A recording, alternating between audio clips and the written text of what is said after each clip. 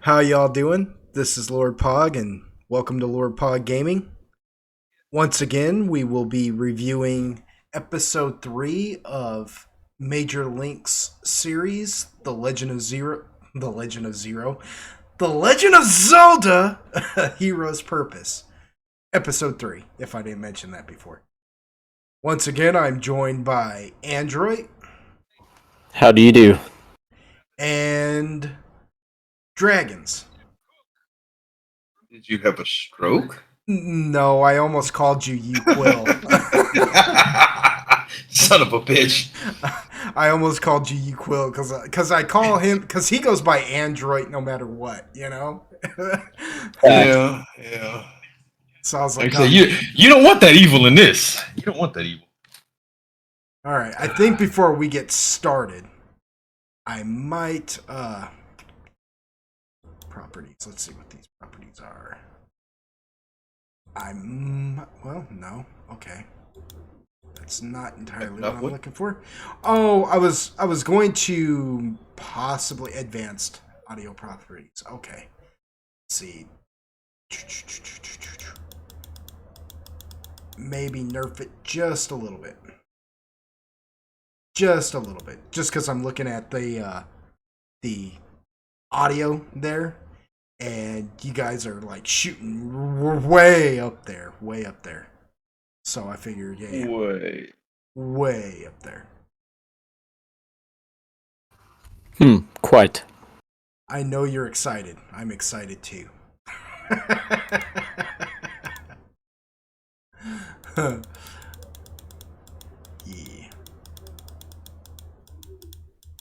I think that'll work. Alrighty. I mean, if not, it's whatever. I'm having fun. Are you having fun? I'm having fun. Always having fun.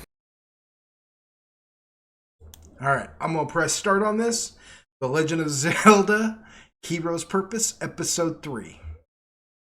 Just out of curiosity, 0.5. how much did you guys, how many times did you all watch this episode before we started this? Once. Well, once additionally, opposed to the once I've already watched it previously. But in preparation, I watched it once personally. How about you, Dragonz? I played the fifth. He's like, oh, this is my first time. Exactly. I was gonna watch it the other day and I forgot. He's like, this is my first time, yo. Yeah, I blame TikTok wholeheartedly. So we're going in raw. Raw dogging it. Here we go.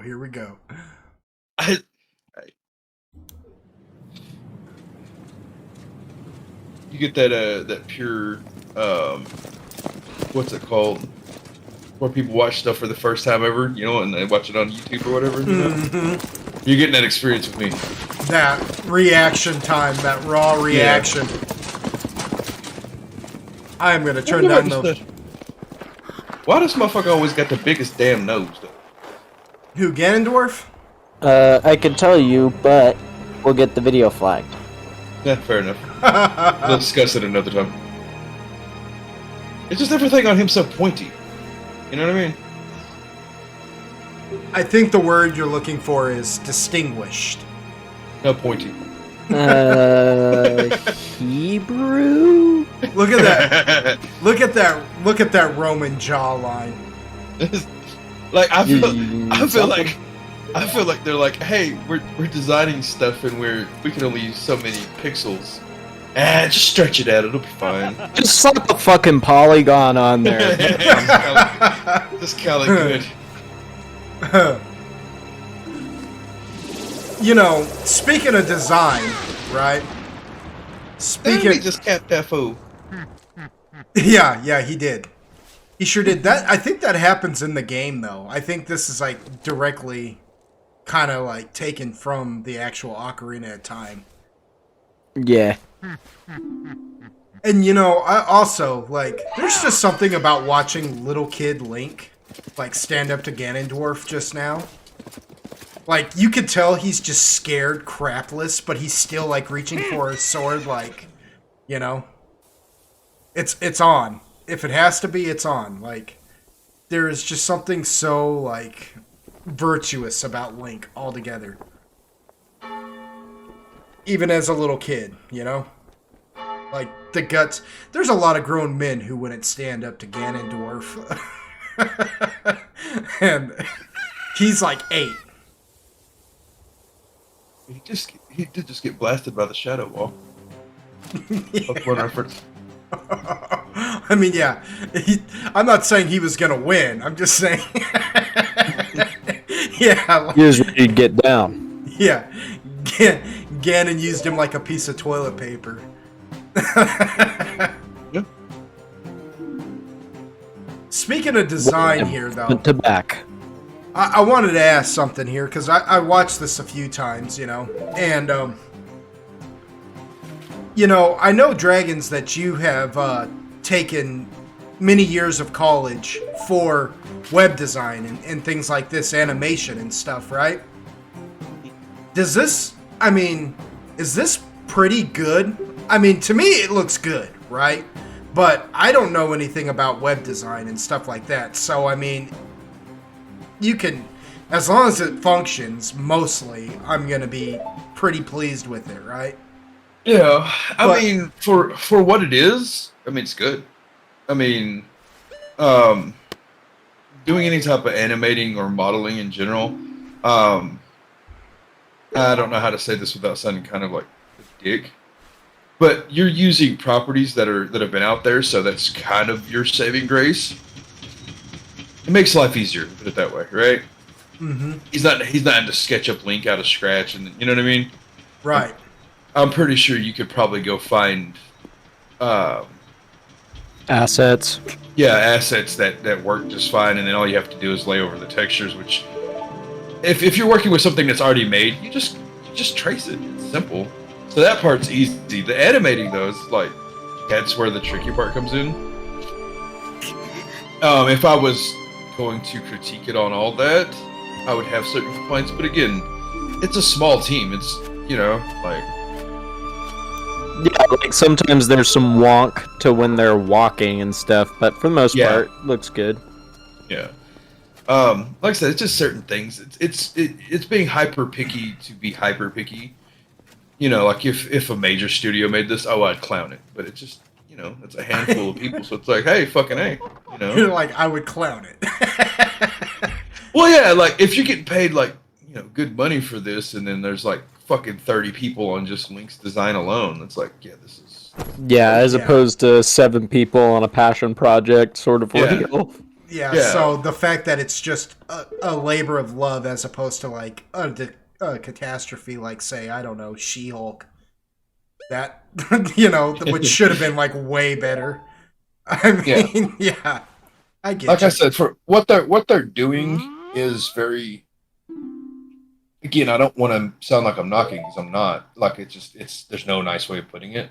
It's very simplistic, and Right. it lends itself to it, right? Like if you've got a small team, you can't do the super extravagant shit, or it'd take fucking forever, dude. Like just small shit like that, like his small movements, making sure the hair flows properly, it doesn't glitch out, he looks around properly, dude. That takes fucking hours, and that's just him alone. So yeah, like I get it. Like I understand why. Look, it's good. Again, for what it is, small team doing this. This is very impressive. Right. And like I said, due to the property itself, it lends itself to it being simplistic. So it's overall like it's very well done for what it is. Cool. I was curious about that because there's like things that stand out to me, and I'm just kind of a weirdo. Earlier when you were watching like the drawbridge go up and come down and stuff, right? That looks hyper realistic to me, like the chain and stuff, right? But then you get like little moments like this where this dude's the mask maker's face is just painted on. Yeah. Basically, like there is no expression to it whatsoever. And so I notice little things like that I'm just like it's almost Again, like it's simpler to make a bridge, and again, well, it's the devil's in the yeah. details, right? The devil's Yeah. in the details. Like he can make he can make certain things stand out to you that makes it more enduring, as opposed to the mask maker's face being painted on, which is just pure nostalgia because you know that face, right? Yeah, that's how he acts in the games and shit. Yeah, I mean, I'm pretty sure everybody's seen that face in at least one nightmare. Because look at that mug. Yeah.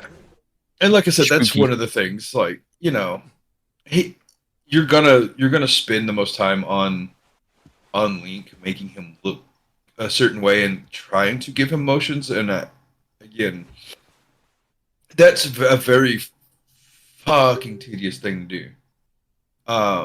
So if you can get away with not doing it, you're gonna not do it. You're gonna so fucking not do it. Now, they look like, see that though, that right there, even with that face painted on, that whole like little transition he does of turning and looking at Mayhora's mask there, which I don't know if Major Link's alluding to the fact that that mask is going to play a part in this or not, but that whole transition he does right there, even though that face is painted on, that is such a smooth Now, action right of here, that dude. what the frick? Part of that too is like cinematographically, or Yeah, yeah, it's like supposed to cinematography. be. Yeah, it's supposed to be like a key shot. You know, Yeah. he wants it to hold So, some weight, so when he turns yeah. around, you want it to look good. So like, pause it real quick. Yeah, Yeah, Dragonz probably has some more that he can add to that, you know, in that way. Yeah. So right. like when you do that shot, right? Like even on a okay, so when you're doing animating, you have to take a lot of cinematography courses and stuff like that, right? Because naturally you're having to set the cameras up in the shot that is being animated. So any cuts, any, you know what I mean? So if you're trying to get a certain feel, camera placement's a big one. We took a whole course where we just literally took pictures of crap at different angles to achieve different feeling, try to evoke a different feeling from each shot, right? Mm-hmm. So in that, even with the still faced character, it's kind of that ominous feeling. You know what I mean? Like you get Yeah, because that the feeling important of, things. Yeah, yeah, because that feeling of him turning and looking at the mask, even though his face was painted on, still it gives you that feeling because you know what he's looking at is that mask and the whole angle and how it like goes from 2D to 3D as it zooms out. Is that what you're? well, it Is just that kind of what you're talking about, or am I just missing the mark there? You know? a wee bit, a wee bit. It's just based on like how the human brain works, right? Like we've learned over time how having certain things in the near ground, especially if it's high importance, and then something in the background, kind of alluding to it, like it's visual cues to give you hints of things that may be to come or things like that, right? It's His telling a story. motion, yeah, his motion guides your attention Yeah, to it's telling a what it story is to without look. words, or it's telling a story through action as opposed to anything else. Um, so a lot of that, you know, Excuse me. like I've seen like throughout the past two episodes, I've seen it getting better about how like certain shots are framed. So I think the first two really were very game esque, right? I don't have another way to put it. You know what I mean? Like you have certain like It was Yeah, gamey. yeah, like video gamey. yeah, like it looked like the shots were like head on, and it's how you would see it in the game. But in this one, it's already feeling like he's trying to be more, try to take a little more creative liberty with it, which is kind of nice. Like this shot in itself, right? Like Yeah, I this don't whole know, cathedral I here. Yeah. yeah, I don't know what program they're using, but to get a lighting effect like that in some of the cheaper ones is a fucking pain in the ass. I cannot stress that enough. If you're using something like Unreal Engine or even the higher ones, when you do a lot of this, if you can do it, like so you, it's a long process. Anyways, if you could get into something like Unreal 5, this is like you just slap some stuff on there, happy days, right? Mm-hmm. if you're doing this on some of the low end shit, like if he's using fucking Blender and that's what they're using, um, I'll personally give you a hand job because that's stupid. And shot. It's so bad. Like I can't. Okay, so sorry for the Blender's tangent. dummy. Yeah. So it's freeware, right? So it's supposed to be freeware's trash. dummy. It's trash. It is what it is. It's great for if you can't get your hands on other stuff. We're not going to talk about why. It's a good startup, basically. Like No, it's a trash. It's a trash startup. Oh, okay. Well, you took a Pinto to a drag strip, bro. That's what happened here. well, for any of our folks at home, if you use Blender, nothing against you. I'm gonna. Yeah, and that's basically. But your software sucks. Yeah, it's not attack on the person. Like you literally you're fucking completely limited to what you can do, and it's like if that's what they're using, and it does kind of seem like it. For anybody that's ever watched the anime Ruby, seasons 1 through 3, I think, are in Blender and something else. They used another program for animating. That explains why it's so dog shit. Yeah. Get to like 3 and 4, and they moved up to Maya and the other stuff, and it's like, oh, this looks night and day better. That's it. And these are good animators, right? Like they did. It's the same company that did like Red Blue, right? Rooster Teeth. Red versus Blue. Like they're good at this. I wouldn't say they're like industry leaders, but they're good, right? Like they can make shit that's highly passable, highly believable. Well, they had good ideas for their time, Yeah.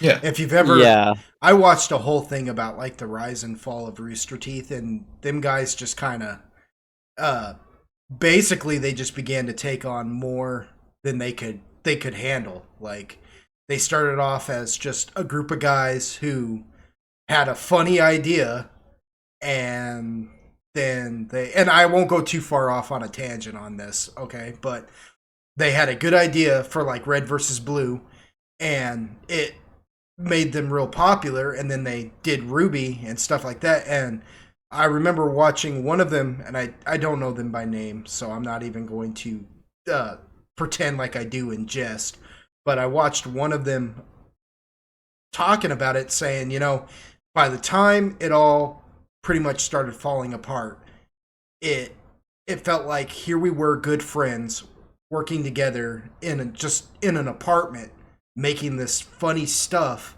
and then next thing you know, we've got teams working under us, and we haven't seen each other in months. So we went from good friends to just acquaintances, trying to run Rooster Teeth. And business partners. Yeah, and that's the danger of any good idea, right? Like you basically can accidentally kill the thing you love, And so that's, I guess in a way, that's also another cautionary tale for any of you minor animators out there. Keep that in mind, folks at home, that you may come up with a great idea. Just be sure to not lose who you are, not lose the passion or that special sauce, I guess, along the way. Here's the simple way to put it. He's long breath. As Kendrick What said, bitch, be humble. Sit down. Yeah, don't be humble. Yeah, don't lose. Well, because I'm not gonna say it like that. I don't. That's what I'm here for. I don't talk that way. This only when we're doing this show does my audience ever get this much like swearing in any segment. Yeah, boy. Up until then, I don't. I got a little girl. I got kids at home. I just don't talk like that. So I have an extravagant. That's how I feel. Yeah.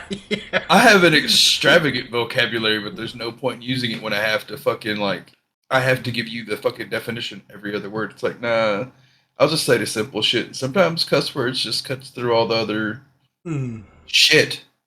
Yeah. I mean, Like I'm not playing. Like I've heard people be like, "What does technically mean?" And I just look at them like dumbfounded. Like I've never had my brain turn off so fast. I had somebody once ask me what obligated meant, and I was Yeah, like, well, I feel obligated to tell you. exactly, exactly, exactly. It's like I can't and like it. Don't get I don't want people to think like I'm some whatever. It's just like in the hierarchy of people that I know, I'm like average intelligent, right? Like that's how I see myself on the hierarchy of my friends, right? mhm. When I delve with people outside of my friend group, it's like y'all really stupid because I'm not that smart, and that's bad. Well, Yeah, same. I honestly feel like Android was nicer than I would have been when they said, "What does obligated mean?" Well, it means I feel under no obligation that I should even have this conversation with you right now. Especially since Yeah. he prefaced that by saying, "At work." I'd have been like, I really got to do this at work? I got to think Oh, about bro. this at work? Yeah. That's where a lot of mine's come from. Like it's like right because like in casual passing like with people like I won't have that in depth of a conversation where I have to use like you know more than four consonants for those that don't know. Play in traffic, please. Um, but yeah, it's just like what the and like because what it does is it's like in situations like this, right? Like I'll turn off happy funny guy and go into like the analytical. You know what I mean? I'm like I'm trying to break stuff down, so sometimes they just come out right. Like Well, I'm not being judgmental about a person's language. You know what I mean? Like, oh, I'm not either. Like Oh, and, yeah, especially if English isn't their first language. That's one thing. or just for the fact that, like, I guess it's like one thing if somebody walks up to you and they ask like something random, like a word that you wouldn't necessarily use at least a few times in your life, like obligated. You're you're gonna hear that word constantly, right? But if somebody genuinely walks up to you Rush. and says, "What does hypothesis actually mean?" It's like, well, because how many people do you know on a regular basis are going to say, "Well, it's just a hypothesis." It's like you could just say it's a guess. You could Well, honestly yeah, just like say it's a guess. I don't mean, get me it's an wrong. Like, educated guess, but it's a guess. well, Like, that's the argument of the English language as a whole, though. But I mhm. digress. Like, I think where me and Android comes from is like people seem offended that you dare use such a word in their presence that you must now define it because you cannot be more intelligent than them. We can't have this. Like, if you're asking out of sheer ignorance, I'll tell you. Like, like I'll be like, "Damn, you dumb as hell," but let me help you Yeah, out. yeah, Right? Like, I feel bad for you at that point. Like, nobody told you that. yeah. Like, No, I'll tell you. but Like, and yeah, I won't try to make you feel dumb about it. I'll be nice. Like, if you're really just coming from a place of ignorance, I'll tell you. But yeah. if you are being a dick, Yeah. then Yeah, I'll be like, being like, listen. oh, Mr. Technical, what does that mean? I'm like, bitch, Yeah. you Now know I'm what, gonna use the motherfucker? word more and make you feel stupid. Yeah, I'm about Well, to go full Poindexter, push the glasses up on my face, and look at you and call you everything that I can think of in every version. well, I think I called that's somebody a pretty. scrotum one time, and they're like, "What's a scrotum?" I'm like, "You're such a fucking tool." Well, okay. So I guess it's kind of difficult at like work because you can't necessarily choose who you work with. Well, you actually can. Just for the record, folks at home, if you can choose who you work with, and that's called quitting and finding a job that you can stand. But with that said, that's not always a reasonable option. So with that in mind, you can't always control the people you work with, and but you can control like your attitude. And there's certain people you could talk to using big words and being, you know, uh, somewhat intellectual with them. And from time to time, and you'll know those people that are cool with it because they'll just make jest at you. They'll just be like, "Oh, there they go, using them $5 words again, just playing with you," as opposed to like say what Dragons and Android are talking about, the people who genuinely get mad at you because they, for whatever reason, psychologically think that you are trying to belittle them by showing some form of education in your speech, you know? And what this boils down to, at least the way I'm taking it, is, well, I mean, if they don't appreciate that, you talking to them like a human being, then yeah, just use the swear words and just move on. No, you know, and the reason I say that is like, because these people be like, oh, I went to such and such high school, the one here, right? And I'm like, I look at them like they're mentally challenged. Like, I went to a school where my graduating class had 13. Okay, my math teacher for my algebra 2 spelt Merry Christmas on their fucking test, bro. You can't get any less educated than we got, and I'm still smarter than you. It's a fact. It's a fact that you don't want to learn. It's why you don't know anything. Yeah, school is there because school still has books. Just because the teacher ain't necessarily teaching you everything out of that book doesn't hinder you from actually reading that book. You know, right? Like, bro, if you really want to know, the knowledge is out there. If you really want to know, the knowledge. Yeah, you have to want it. You have to thirst for it. Yeah, we were learning fucking biology and astronomy and physics because our physics teacher didn't know our asshole from our elbow. And like, it is what it is, bro. Like, well, you know what I think? I think we've gone on a long enough tangent, and I think we should start this back up and get back to the reason we're back here, or we're here. But yes, this has been a segment of life lessons with Pog, Android, and Dragonz. Or we could say Android, Dragonz, and Pog. I'll put myself last. I don't care. We just got done. We started this whole segment by talking about being humble, and there I go and put myself first. So. Well, that's okay. I'll be first. We know I'm the main character. That's why. We call that a Freudian slip. All right.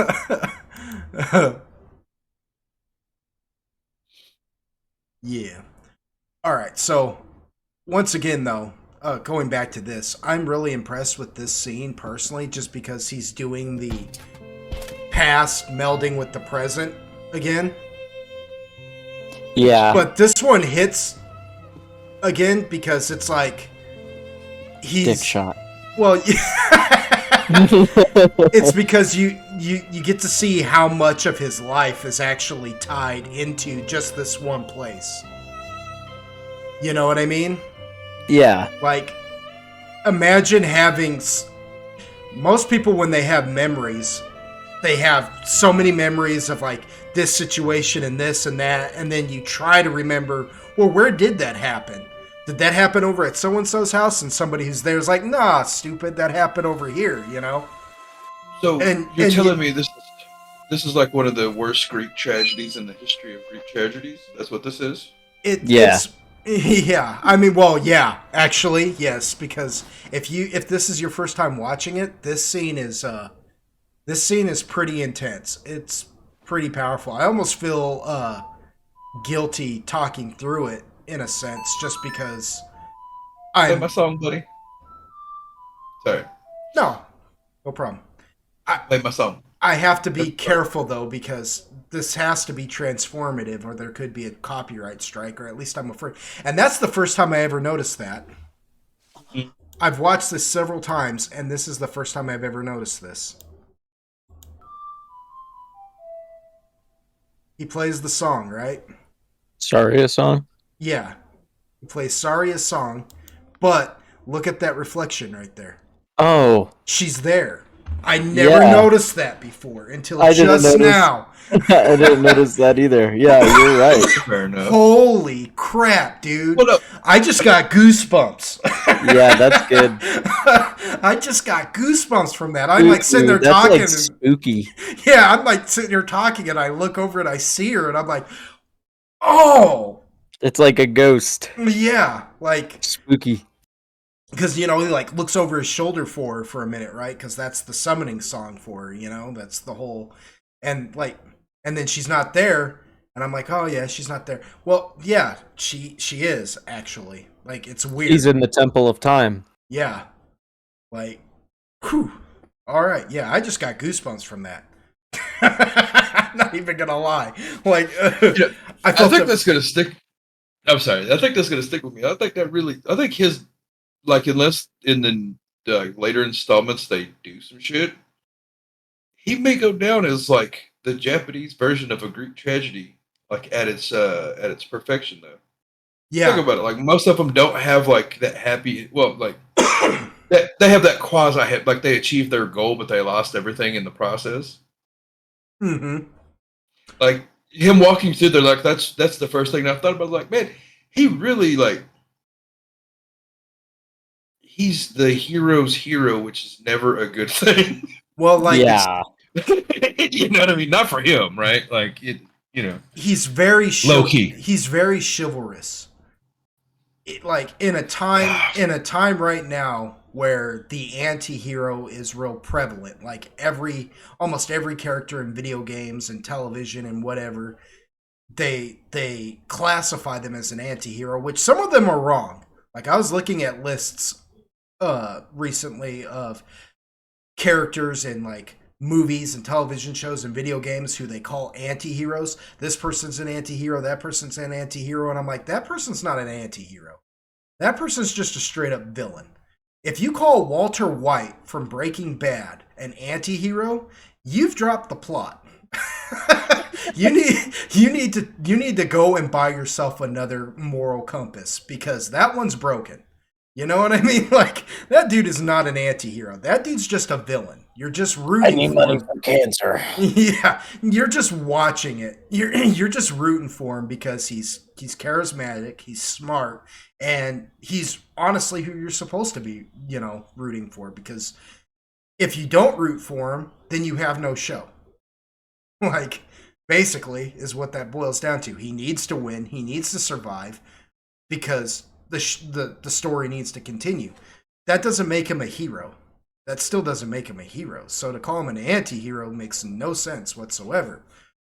Link, however, is a hero. Even in a day and age where we're confused about villains and anti-heroes and everybody's edgy or whatever, you have a very self-sacrificing person, and that is chivalrous.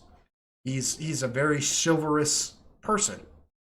Well, a lot of that comes from like not only like the day and age. It's just what if they say at this point all of our heroes have become not so heroic these days because All heroes have been, yeah, yep. But that, again, it's okay. Not to sound like a fucking dick, but right, like the idea of a Link character is almost too far fetched, right? Like you do almost have to take it back to like the little kid days, right? When you used to Nobody's believe, this good type of attitude. yeah, Yeah. yeah. Because I mean, like if you think about like his character, who like he is that, right? Like he's too good, right? Well, and you know what? Outside of going through your town and destroying every pot in the motherfucker, that might be Yeah, and killing a bunch of chickens. that might be his. That might be the darkness within him. Other than just his immature, his immature kicks. Yeah. What he does for kicks. Yeah. Well. But you know what I mean? Like it's almost comical how when you think about it, right? Like because we can't even watch this episode without talking about like making little jokes about how too good he is XYZ for whatever reason, right? Because it is almost comical that like he's the hero's hero. And you don't get that as much anymore because they can't suspend their disbelief on that anymore. Yeah, in today's day and age, I absolutely agree. There's more of a push for like the gritty, raw realism and storytelling to some degree. At least within some degree. At least there was a big push there. You could see that in shit like The Dark Knight. Even as Iron Man. as far as back as that. Yeah, exactly. Well, that's another one that they called an anti-hero was Batman, and I'm like, Batman is not an anti-hero. There is no way Batman is an anti-hero. Like, he may be dark, he may be gritty, whatever, but he's not an anti-hero. Because, I mean... Well, you don't kill fools. Yeah, I mean, the whole base premise, one of the whole premises behind anti-heroism is you're willing to, like... Oh, what's the word? How am I trying to phrase this? Because I read it, and now I'm trying to remember what it was I saw. Bend the law to your own... Well, I mean, Batman will do that per se, but like the idea that like you're gonna okay, so we're gonna hate this example, but just hear me out, right? That show, The Vampire Diaries, right? You have the two brothers, Stefan and Damon, right? Damon is an anti-hero because look how many people he actually hurts to protect the ones he loves, right? Oh, it's like disposability. Yeah. Batman's not willing to do that. Now, Batman, granted, Batman is willing to sacrifice maybe even others in a sense. But here's the thing, like, those people are on Batman's team, and they know who Batman is, and they signed up for it. You know, they're a part of the program. If they have to die, they already know they have to die because they know Batman's willing to die for his cause.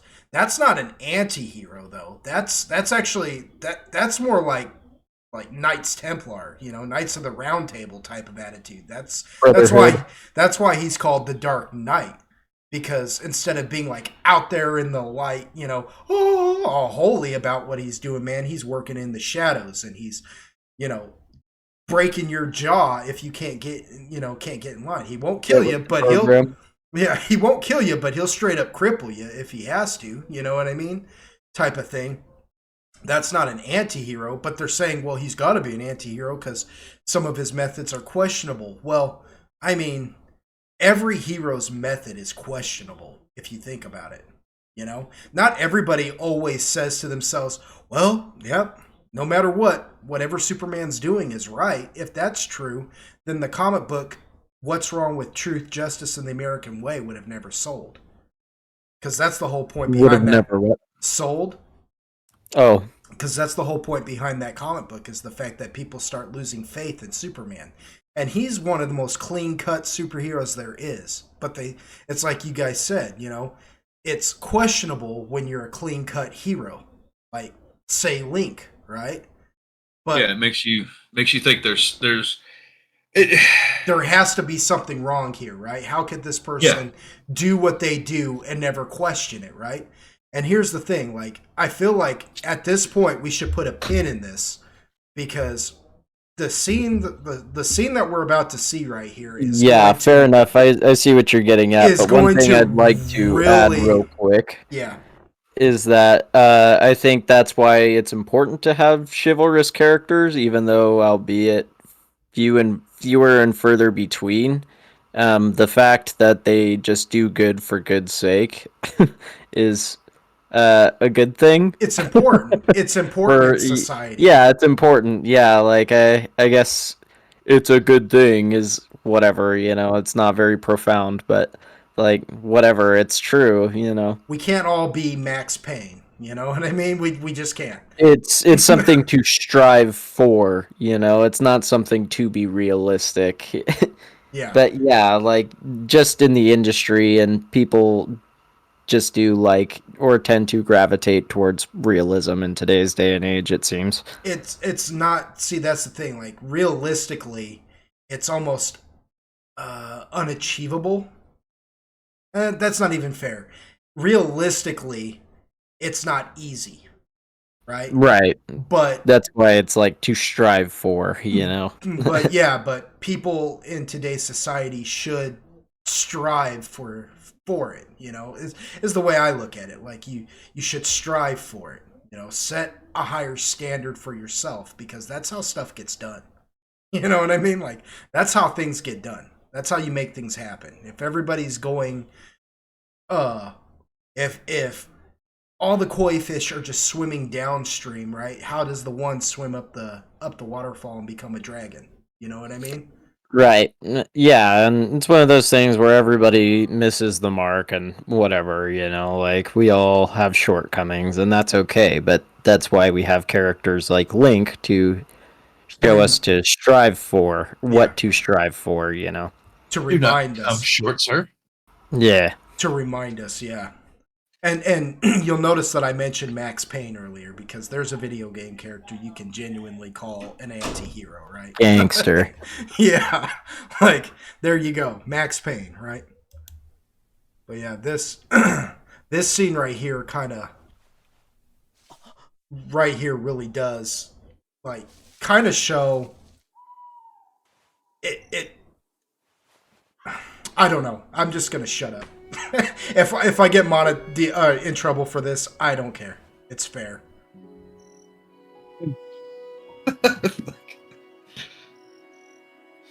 What? The way Major Link put this together is just too good to. Well, like I don't think you're required to necessarily say something through the whole video. You just can't like sit there for like hour-long thing and say something for 5 seconds. Yeah, watch the whole thing and then be like, okay, at the end I'm gonna talk for 10 minutes. Yo, check this out. Yeah.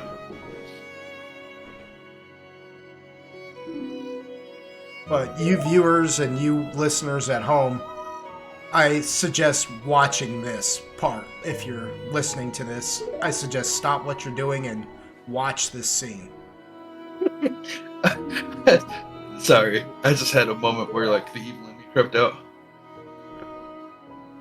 Like I could always read it for you in one of my favorite voices, but no, that'll get you in trouble. Can you imagine if Link sounded like, "I was there one time on the heat"? It's like, what the hell?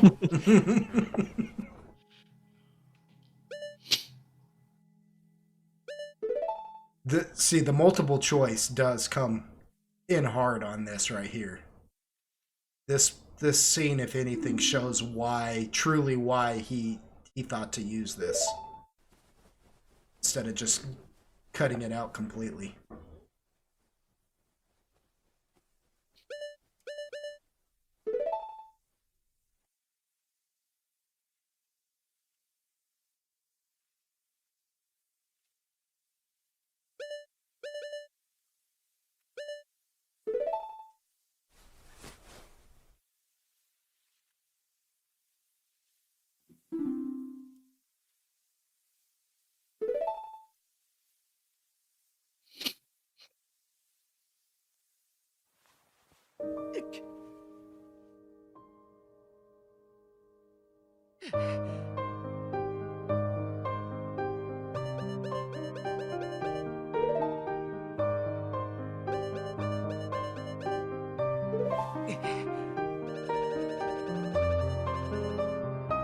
Now that makes me chuckle.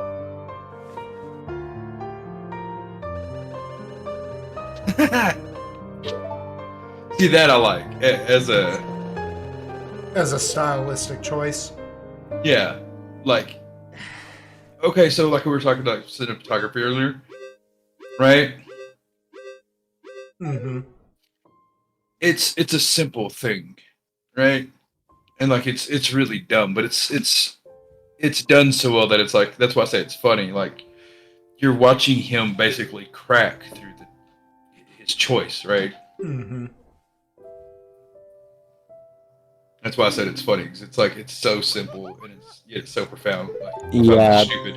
Well, I think it kind of the wall is no longer an option there for him. Yeah.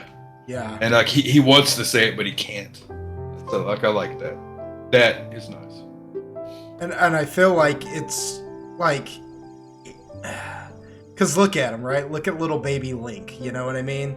He's always got a smile on his face, and then when he comes back in this show, he's got that stoic expression all the time. We've talked about it. He's broken. Like this broke him, and he's kind of lost. Why? You know? He's lost something, and he's looking for it. Well, yeah, that's why like I was trying to say like that's why he's so like he's the hero's hero. Like you don't ever like this is kind of making him have more depth than I think the games do technically, right? Mm-hmm. So this is making you feel like what it would be like to be that as opposed to just being, right? Because realistically, you wouldn't be able to be the hero's hero and not have some kind of trauma. Yeah, you'd be on the verge of snapping because that's the price you pay, right? That's why, like I said, jokingly, but that's what it is, right? In all the Greek tragedies, they got what they wanted at the end, but they had to usually sacrifice everything in the end. And that's what makes the hero's hero such a fairy tale. It's because you're asking people to sacrifice things they would basically never sacrifice. Well, and you know, that's what makes Link. I'm going to pause this for a minute.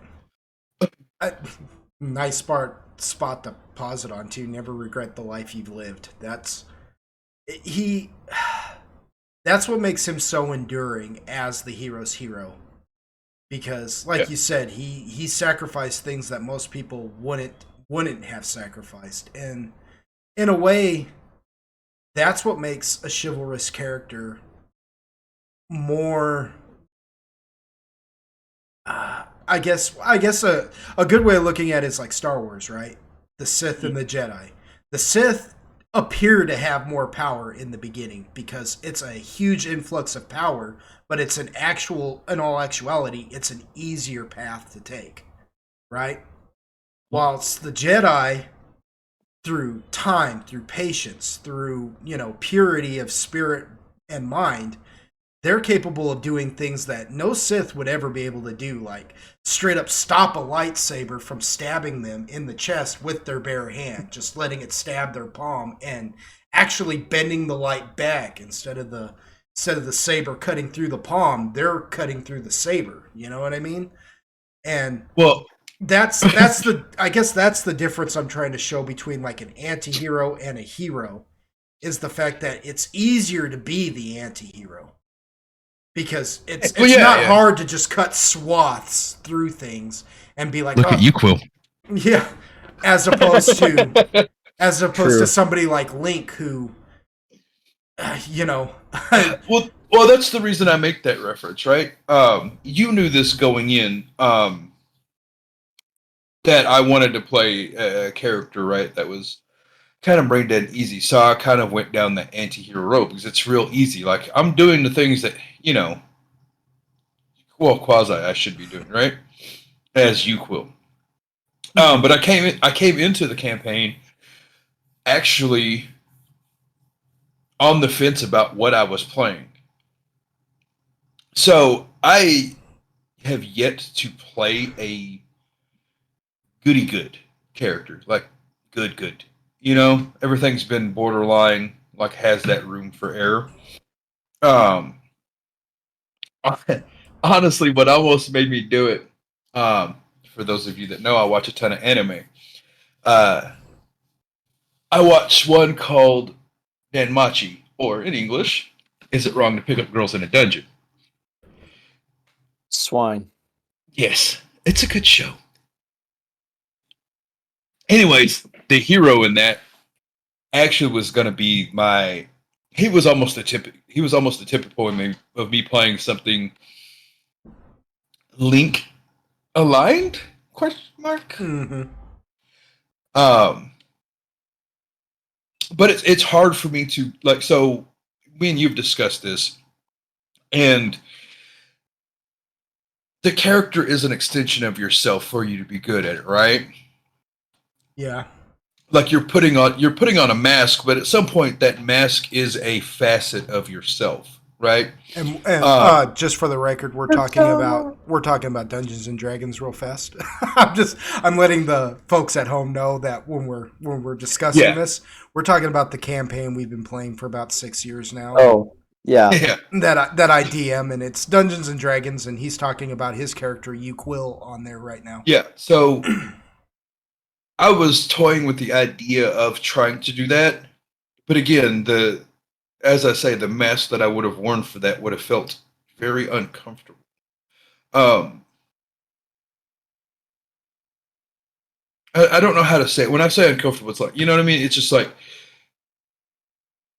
so when you play a character, if you're trying to immerse yourself in it, you want to always make the choices that your character And sometimes as a player, you get in the way of that. And I figured that was going to happen too often.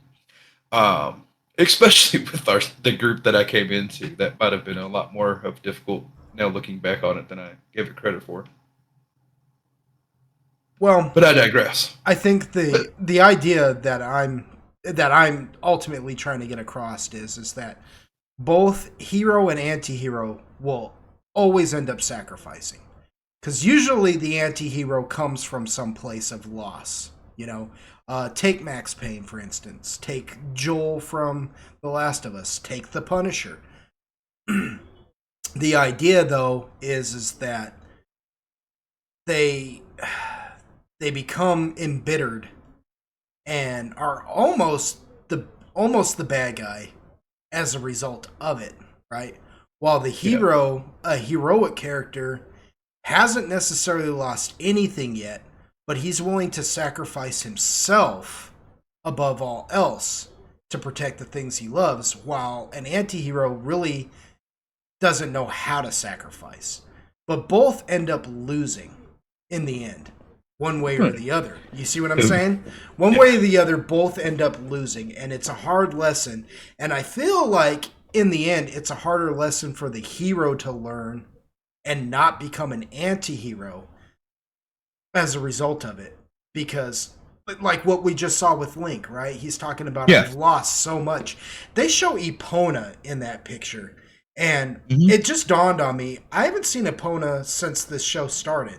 Now, I don't know if she's going to end up showing up later on in later episodes or anything like that, but that might be actually alluding to the fact that Epona has passed away. She's only a horse, right? She could have just gotten old through time and passed away, like the idea that, you as the hero feel like, look at all this stuff that I've tried to accomplish and yet I still lose. How do I keep going on and retaining this mentality? I don't even want to call it a persona, because that almost makes it feel like he's just putting on, like you said, a mask. Yeah. It's not a persona. It's his mentality. It's what it's what Link is striving for. We were talking about that earlier. Something you strive for. He's striving for this higher purpose himself. He's not this way naturally, but there is that spark in him. Henceforth, why the great Deku Tree chose him in the first place. But I don't. But as far as everybody else goes, to say that that's just like a special quality, I don't believe that. I believe everybody has that ability. You have to work at it, and you will fail. Because everybody fails. Link fails. I mean, he failed just now, honestly. I mean, looking at what that was, sure, he's breaking down, and it's like, oh, how can you say that's failure? Well, it's because in his own right, that's a failure to him. That's why every decision, every of those multiple choice decisions he's made in the game so far, it's like he's been holding back. Like, you're not really getting what he really thinks. That's why if you notice, that's why the option for him saying, I'm looking for a friend, keeps showing up. And he keeps not choosing it. Because honestly, that's why he's really here. You know what I mean? Like, that's why he's really here. And he almost feels guilty about that fact. Because he's lived his life so long being unselfish, now he feels selfish about doing something for himself. You see? Well, yeah, that's what I'm saying. Like, when I was coming up with that character, like, that's why the joke is, if Equals die, that's who's replacing him. Because at this point, like, I feel like I could pull it off, but going into it, I couldn't. Because again, you got to get your mind right, bro. Well, here's the thing too. I don't 100% see Uquill as unvirtuous. He may be the anti-hero of the group, yes, but I don't see him as being unvirtuous, because I have noticed at times when certain decisions have come to him, an anti-hero would have straight up picked the other choice. And yet he's made some very questionable choices. Well, I mean, yeah, but I mean, He's also made some very good choices. And some of those questionable choices are questionable choices that anybody in his situation would have made. You know what I mean? But not the pure hero. That's always the thing. Yeah. Yuquil's designed to be, well, you know his pure intent and design. Like I've discussed this with you. Like at his core, that's who he is. He will do quote unquote good, but it's because he has a mission, and a lot of the times that aligns with his mission, right? Yeah. They don't necessarily go hand in hand, but it's like this is just more beneficiary to me at this juncture. And that's why I say, like, trying to play something that's like, as you said, like pure hero, like Link, right? Is so difficult, right? Because for me, like, it's easy for me to come up with like Yuquil, and so, you know, like we joked about him in, you know, easy brain dead character. It's easy to make the choice to accomplish the things that I want to accomplish with him. There has been a couple choices that I've made along the way with him that as a player, I'm like, this could be bad. Right. But as the character, it was like, no, that's what he would have done 155%. Now, there has been times where like, even me as the player, like I've had to sit there and think about the choice, right? Like, would he really do that? Right? Because he's not, like I said, he's not innately evil. He doesn't necessarily have evil in his heart, but he does have a certain objective. And it's like, I have to stop thinking as the player and like start weighing the pros and cons for him himself. Well, right? And you know, here's the thing, like I maybe 95% agree with you on all of that, except I have seen Yuquil do things for people with no benefit to himself at all. Like it doesn't even necessarily align with his objective, right? That's just because of Android's expectation. Well, hold on. Take Corlon Lorethian, for instance. Corlon that had its own benefit. Not really. I mean, in the end, it really didn't. Who did it benefit? Yuquil's overall thought process on things that he was gonna. He realigned certain things because of that man. Well, yeah, that's my point. Like that was beneficial. So he wants to have a harem with a goddess in it. For yeah, but that has nothing to do with that. Had nothing to do with any of that.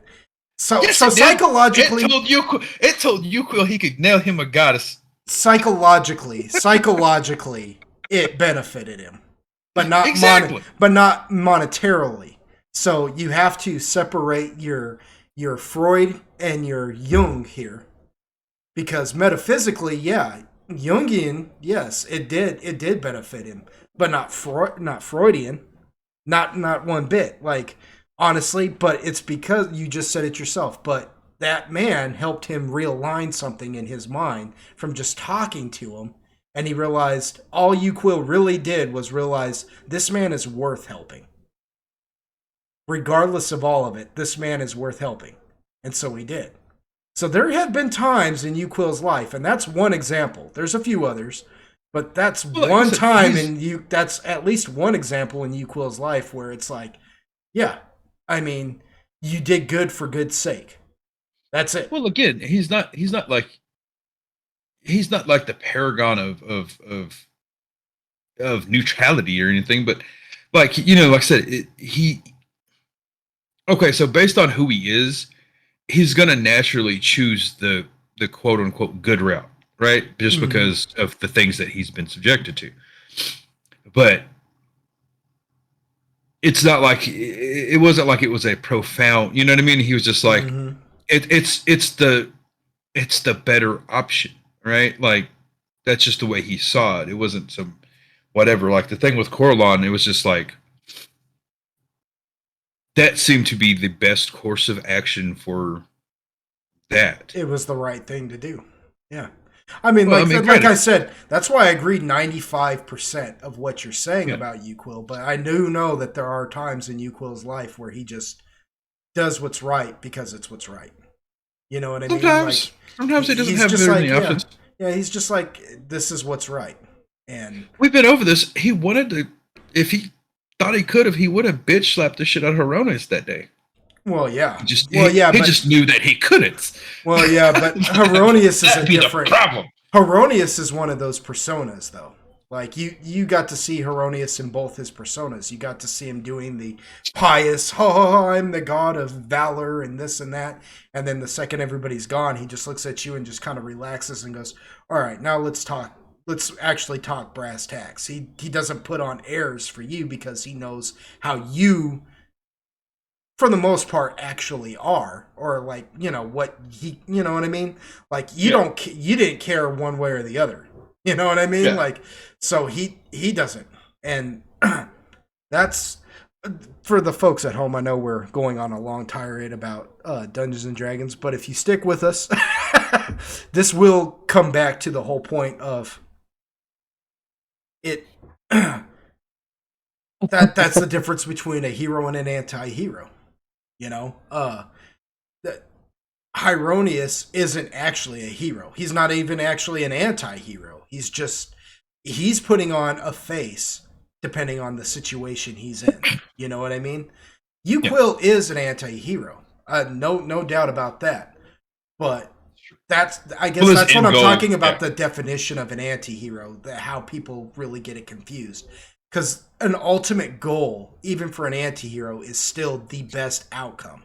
The siding with the good guys, as opposed to, a hero who, he starts off with that idea of doing what's right for right's sake, as Android said, Well, okay, so I guess the best way to kind of put it is, most of the time anti-heroes are neutral good or chaotic good, right? They're going to do what's quote unquote good for the overall benefit. You just won't like how they do it. A lot of the times, yes. And that's why I brought up the Vampire Diaries with Damon, right? Yeah, and Damon will sacrifice people to protect the ones he loves, and technically he's protecting the good guys. But you think about all the people, innocent people, that sometimes get sacrificed as a result of what he does, right? That doesn't make him a villain. That makes him the anti-hero. As opposed to somebody who's actually a bad guy who you're just rooting for because you have to facilitate the rest of the story. Like Walter White, for instance. Or in video games, Kratos. Kratos is technically, even though he's lost a lot and yada yada yada, the man is selfish. All his, all the bad that happens to him is a result of his selfishness. And so in the first God of War games, now I'm not talking about the new ones and everything where he's actually starting to go on a hero's journey. I mean, in the original games, he's technically the baddie. Everything really that bad happens in that game is because of some action he took out of selfish desire. So you can't really call him an anti-hero because his reasoning behind everything has always been his own personal gain. And even an anti-hero doesn't do that, So, but you root for him because he's cool. I mean, he's cool. He's still one of the coolest characters ever. And if he dies, you don't get to continue the story, so you need him to survive.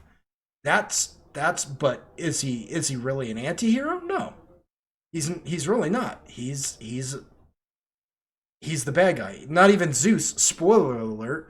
Not even Zeus really is the bad guy there, because he only becomes bad because of Kratos. Kratos opens up Pandora's box and infects Zeus with its fear, which overtakes him and makes him evil. That's all Kratos' fault.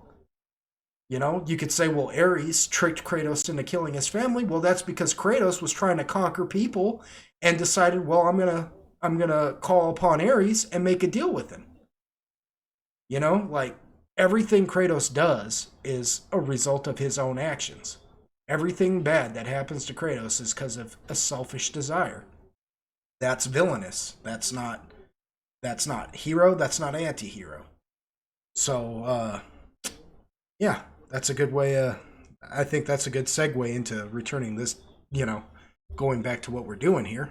But yeah, It's a mistake to it's a mistake to call Kratos an anti-hero, and I saw him on the list there at number one of these lists here at number 1, and I said that is false. That is totally false. You're basically playing that game just to see this dude wreck the entire pantheon of Greek gods. That's it. I mean, in the end, what does it benefit? You could argue, well, he stabs himself in the chest and returns hope to the world. He wouldn't have needed to even do that if he hadn't opened up Pandora's box. And he wouldn't have needed to open up Pandora's box to kill Ares if he hadn't made a deal with Ares in the first place. And he would have never needed to make a deal with Ares. The prophecy. Yeah, he would have never needed to make a deal with Ares in the first place if he hadn't been trying to conquer people, Like, it always goes back to this, and this happens to Kratos because he's done, he keeps doing things for himself. Not really thinking about anyone else. Well, he's not a tool. I mean, he's still Kratos, and you put some respect on it. But I can't stand you.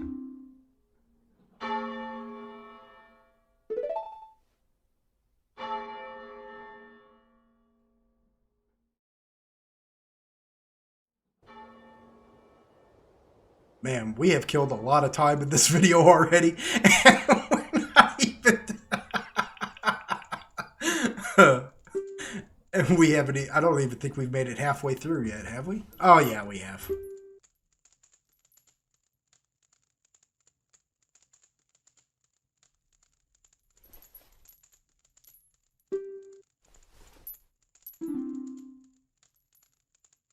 See, now, I'm still kind of confused about Zelda's standpoint here. Like, what is it exactly? Does she feel guilty too? Well, let me see. Like, I get this feeling like she almost feels like...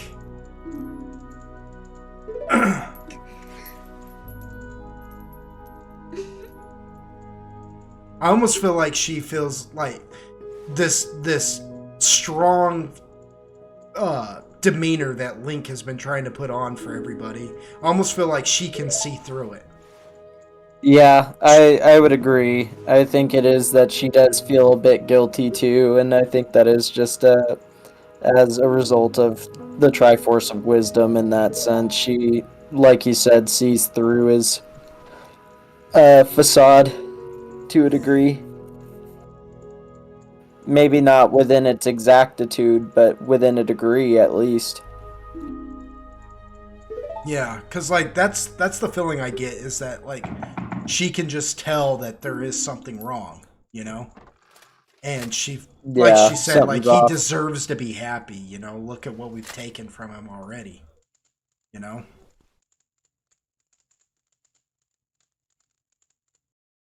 Well, that's like, as you said, like he's the consequent hero, and she's the epitome of good. Like, even that person would look at somebody and be like, "What have we done?"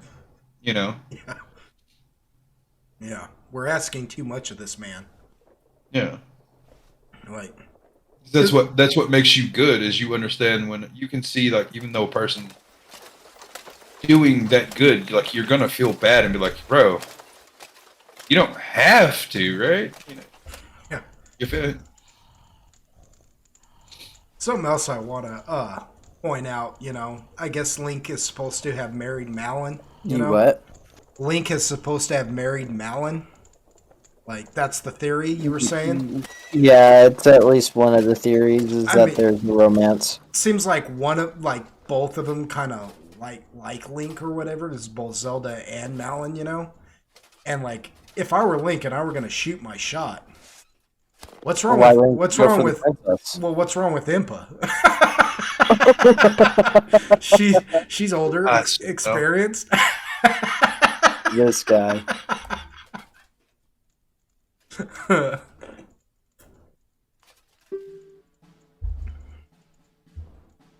I don't swear, I just shoot my shot at MILFs. Well, you know, that is about as unkid friendly as I'm gonna go into it. You know, but yes. Yes. Yeah, I guess I should have put that as an asterisk anytime that you decided to try to like promote my shit. Be prepared. Yeah. I am not like this motherfucker. Yeah. Not kid friendly. Make that addendum. Now this dude right here, right? This also shows just how kind Link is, because I would have told this dude, listen to what this guy's telling him, man, talking about, oh, if you're going to wear the knight's armor, I'm going to pause this real fast. If you're going to wear the knight's armor, you know, please don't disrespect those before you and all this other stuff. It's like, dude, I am the hero of Hyrule. All right? Like, yeah, but you don't know that. I should have came home. To the, I know, he don't know that. But that's what I'm saying. That's the point I'm pointing out, is how kind Link is, right? Because Link could have easily just been like, dude, this armor should have been waiting for me when I got here, all right? You don't know me. You know, you don't know who I am, and you don't know what I'm about. You know, you better watch your name. Better put some respect on my name. Yeah. You know, go ask about me. You know, I don't know what you heard about me. But no, instead yeah. But no, instead he's all standing there, you know, at attention, like, yes, sir. You know, it's like, what a good guy you are, Link, dude. You know, like, you really are a humble guy, man. Like, he's got a good soul, you know. He really does.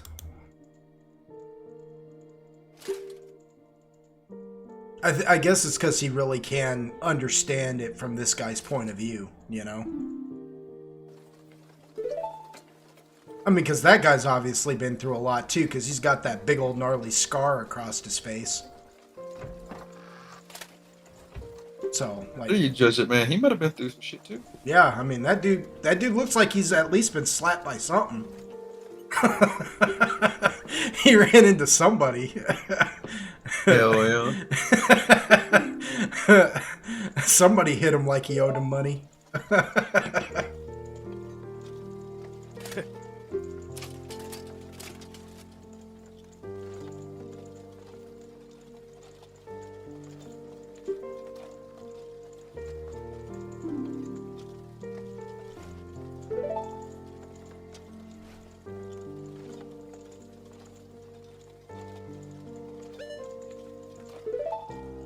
See, and that's another, like, sacrificing thing he's done.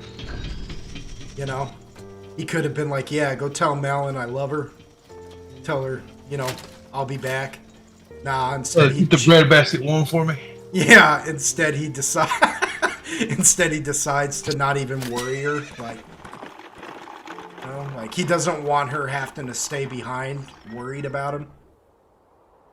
I mean, that's what I'm saying, man. Like, everything about this cat is so giving. Like, dude, I want to be Link when I grow up. Same. I'm glad you understand. Yeah, I do. Like, welcome to the cult of Hyrule. Yeah, the more I watch this, man, like...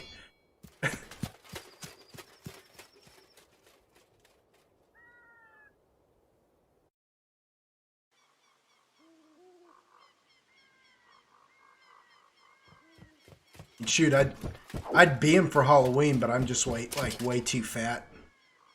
I wouldn't do him justice. I'd be like, this is Link. Injustice. Dude, I should really just go to Comic-Con or something like that, dressed up as retired Link. That would be cool, though. You can Link. Turn that into a thing. Yeah, this is Link after a few good meals and a couple of kids. No, bro, that's what happens when you take an arrow to the knee, bro. Yeah, I was dressed up like retired Link, walking up to everybody. I was an adventurer like you once. Exactly. Nice. You could kill two birds, one stone, bro. This is something we've been dancing around in all the previous videos. And I kind of felt like Major Link was eventually just gonna, like, you know, open the can on this one, you know? But this whole Sheik backstory, the mystery of Sheik, you know? And I'm still not even going to say it. I'm still not even going to say it, but if you're listening at home, I'm not going to tell you what it is that I'm talking about here. And if you're watching and you've never played the Ocarina of Time, you're about to learn some really interesting facts if you haven't played the game already. But, yeah. What's weird about this is the fact that it's just as much of a revelation to Sheik that it would be to anybody who doesn't already know Sheik's backstory. Like, the fact that Sheik learns that Link knows. He knows. Yeah, he knows. And I know she knows. Exactly.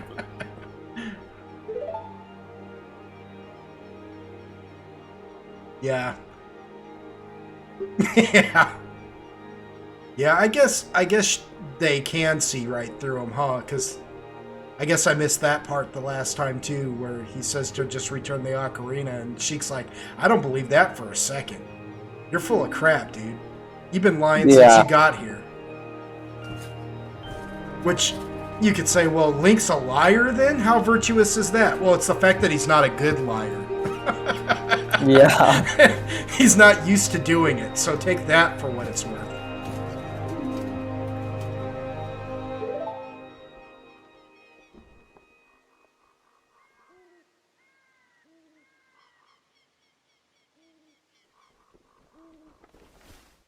Ambience. Yeah. Basking in the ambience. Link snuck up behind Sheik. Gotcha! Wait, nobody sneaks up behind Sheik. Nobody. This is a cool way to end this episode, too. It's like cliffhanger. Yeah. Find out on the next episode of Major League. Well, I like the fact that they've started putting the credits during the, like, ending sequence, you know? Well, it just makes more sense. It makes it less drab. Well, it's... And, like, more likely for people to watch it, though. That's what I'm getting at. Like, most people turn the shit off once they see the credits. But if you have stuff still going on while the credits happen... Yeah. I agree. Well, it was always one of my favorite parts about when Full Metal Alchemist started doing it, too. Started, like, actually, like, while they're talking, the music just starts kicking in and bumping. They did that on Full Metal Alchemist and Samurai Champloo, which, still to this day, the opening jam for that show and the ending one both are top tier, in my opinion, for Samurai Champloo. Some of my favorite songs are from Sword Art and Fairy Tail. They just hired really good. When I said good people, they actually hire real bands. So yeah. They don't have some guy in the back room just making music. Chala, hey, chala. Yeah. You remember? Well, like, have you ever seen that shit? Like, these motherfuckers play this shit at their shows. Like, we'll go watch like fucking. I think it's called. Her name's Lisa. She does like. She does quite a few. Sword Art one. She kicks that shit off at her concerts, bro. They go fucking ape shit. They do. Shit's amazing. And I'm like, why can't we do it? I'm like, oh yeah, that's because we have like some guy that we've never heard of in a back room making the song for our shit. Good reason. I'm gonna go on record and say right now that Evangelion's "Fly Me to the Moon." I mean, it's still one of my. It's not necessarily great. It doesn't necessarily hit. It's just the original Dragon Ball one wasn't like fantastic, but when you grew up and you heard it 24/7, like your nuts felt like they dropped a little bit. And you're like, yeah. That's still not even why. Like, it's not even. Yeah. That's not even why. It's just, and I can't even really say why. You just have to find it and watch them sing "Fly Me to the Moon," and it just tickles me so through the whole thing. It's like beating Saturday Night Slam Masters and hearing "A Winner Is You." A Cruel Angel's Thesis hits different. I'll tell you this. They did a good job at making Ganondorf a cold. Like, every episode, they just make him colder and colder as it goes, man. Like, look at that man's silhouette right there and the things he's saying to this fool right here. Like, This is how I know that they Oh. use something on the back end like Blender is due to that lighting. mm-hmm. Like, I recognize it and it makes my soul hurt. But he's so like, I don't know. There's like just a ferocious arrogance, I guess, about him. You know that I didn't even feel like you got to really experience even in the Ocarina of Time. Really, like he's just man. If I'm not mistaken, this is his Twilight Princess model as well. Yeah. Now that they transitioned to. Yeah, I think you're right because the headdress in Yeah. Twilight Princess, he's wearing that headdress. This is supposed to be taking place between the two, right? So that would be like Correct. way down the road. Mm-hmm. They're just like Princess would be further. This just looks fucking so much better. Like, I respect that. Yeah, well, you know, and I'm going to tell you, I think that's what this is kind of leading up to. I think you're kind of getting to see how Twilight Princess gets to what it is. You know what I mean? At least even before that, really. Well, yeah. They kind of explain a little bit of what Ganondorf was doing right before Twilight Princess, but even before that, kind of towards the end of the Ocarina days. This almost, and I need you to understand this, almost makes me want to go through the work to go get the goddamn emulators. You know, I'm telling you, I'm almost with you on that. It's just too much fucking work. I feel like I got to play the Ocarina, Majora's Mask, and Twilight Princess, at least those three, just to feel the full scope of this now, you know? Well, I just want to play it kind of like for nostalgia's sake. Like, I guess I could buy a Switch. I gotta buy it again. I never owned Twilight Princess, so like I never got to play it. It's good. It's really good. I've seen other people play it, right? That's the one where like where you can like turn into a wolf or you ride a wolf or something. Yeah, you turn into the wolf, yeah. Right. And then you got Midna. How many of these do they have on the store? I remember they were on the Switch store. Emulators on that. They have them all. Oh, they have NES. They have Super Nintendo. They have Nintendo 64. They have Sega Genesis. They have a few. I was looking at this. The thing is that there's gaps in titles, right? Yeah. Most titles that you're going to be looking for, like Zelda and Mario, are going to be on there, but you're going to be missing some. All the Zelda titles are on there, as far as I know, as up to the N64 day and era, and they have some of the other ones ported over, like Skyward Sword HD. Yeah. But as far as I know, there's no way to play Twilight Princess on Switch currently without. Well, I need to go back. Like, I want to play. I want to play Ocarina of Time again, just because the thing about the Nintendo 64 thing is that you got to pay for their like premium online membership to get it. That's the key. That's the thing that pissed me off the last time I was going to do it, because I wanted to get it is annoying, but was Twilight Princess a Wii joint or was it GameCube? Both. It was GameCube and then it was ported to Wii. Okay, I'm just curious. Like I'm trying to get my timelines in my head here, and I think same with Wind Waker, I believe.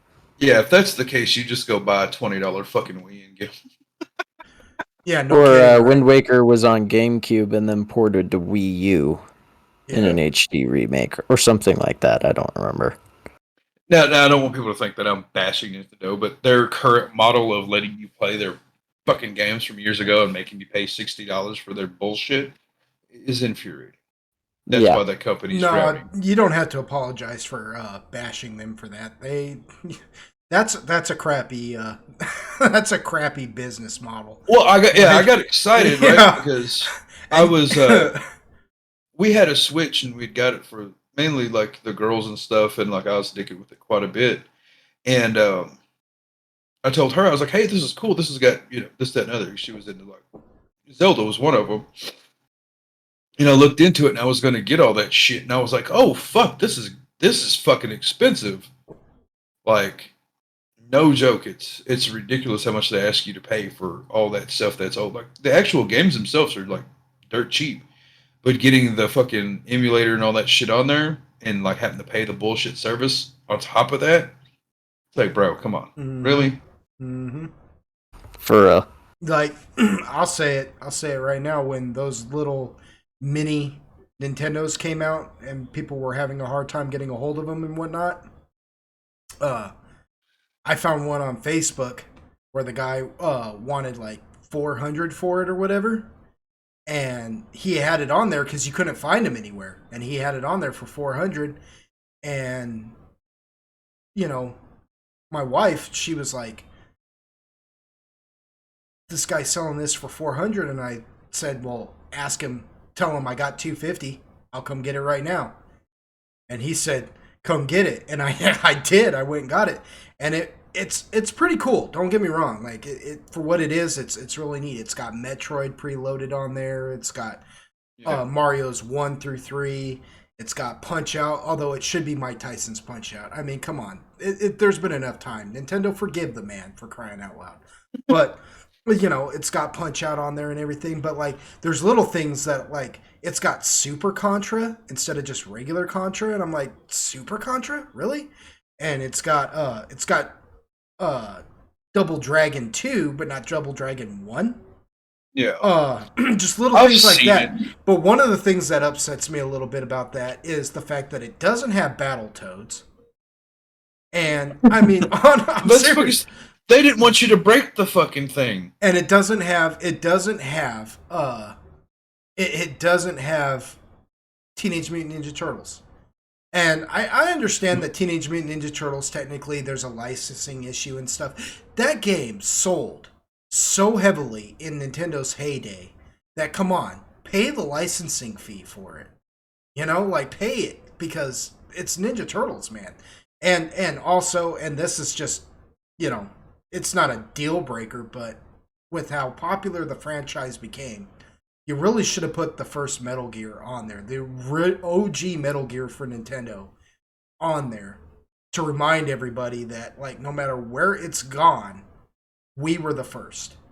Like, this is the first Metal Gear. Like, to get the full scope of this story, this is where it all starts, That's what I would have done anyways, but that's just me. And I think you're right. It's because Nintendo has this, like, weird little business model where they might as well just change their name from Nintendo to F around and find out of Japan. You know what I'm saying? Because that's really how they are, just F around and find out.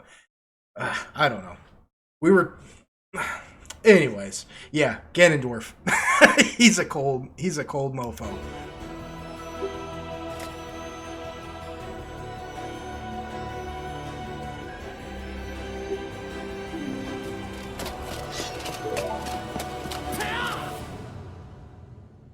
That's gonna end well for you. Well, I know Ganondorf is the bad guy, but that is something pretty interesting that he's got to say there, you guys are trying to stop me, but you're not even considering where I live. You know what I mean? Like, it's almost like you're willing to sacrifice my people. Why should I really care about your people? You guys aren't innocent either. Not really. You've got blood on your hands.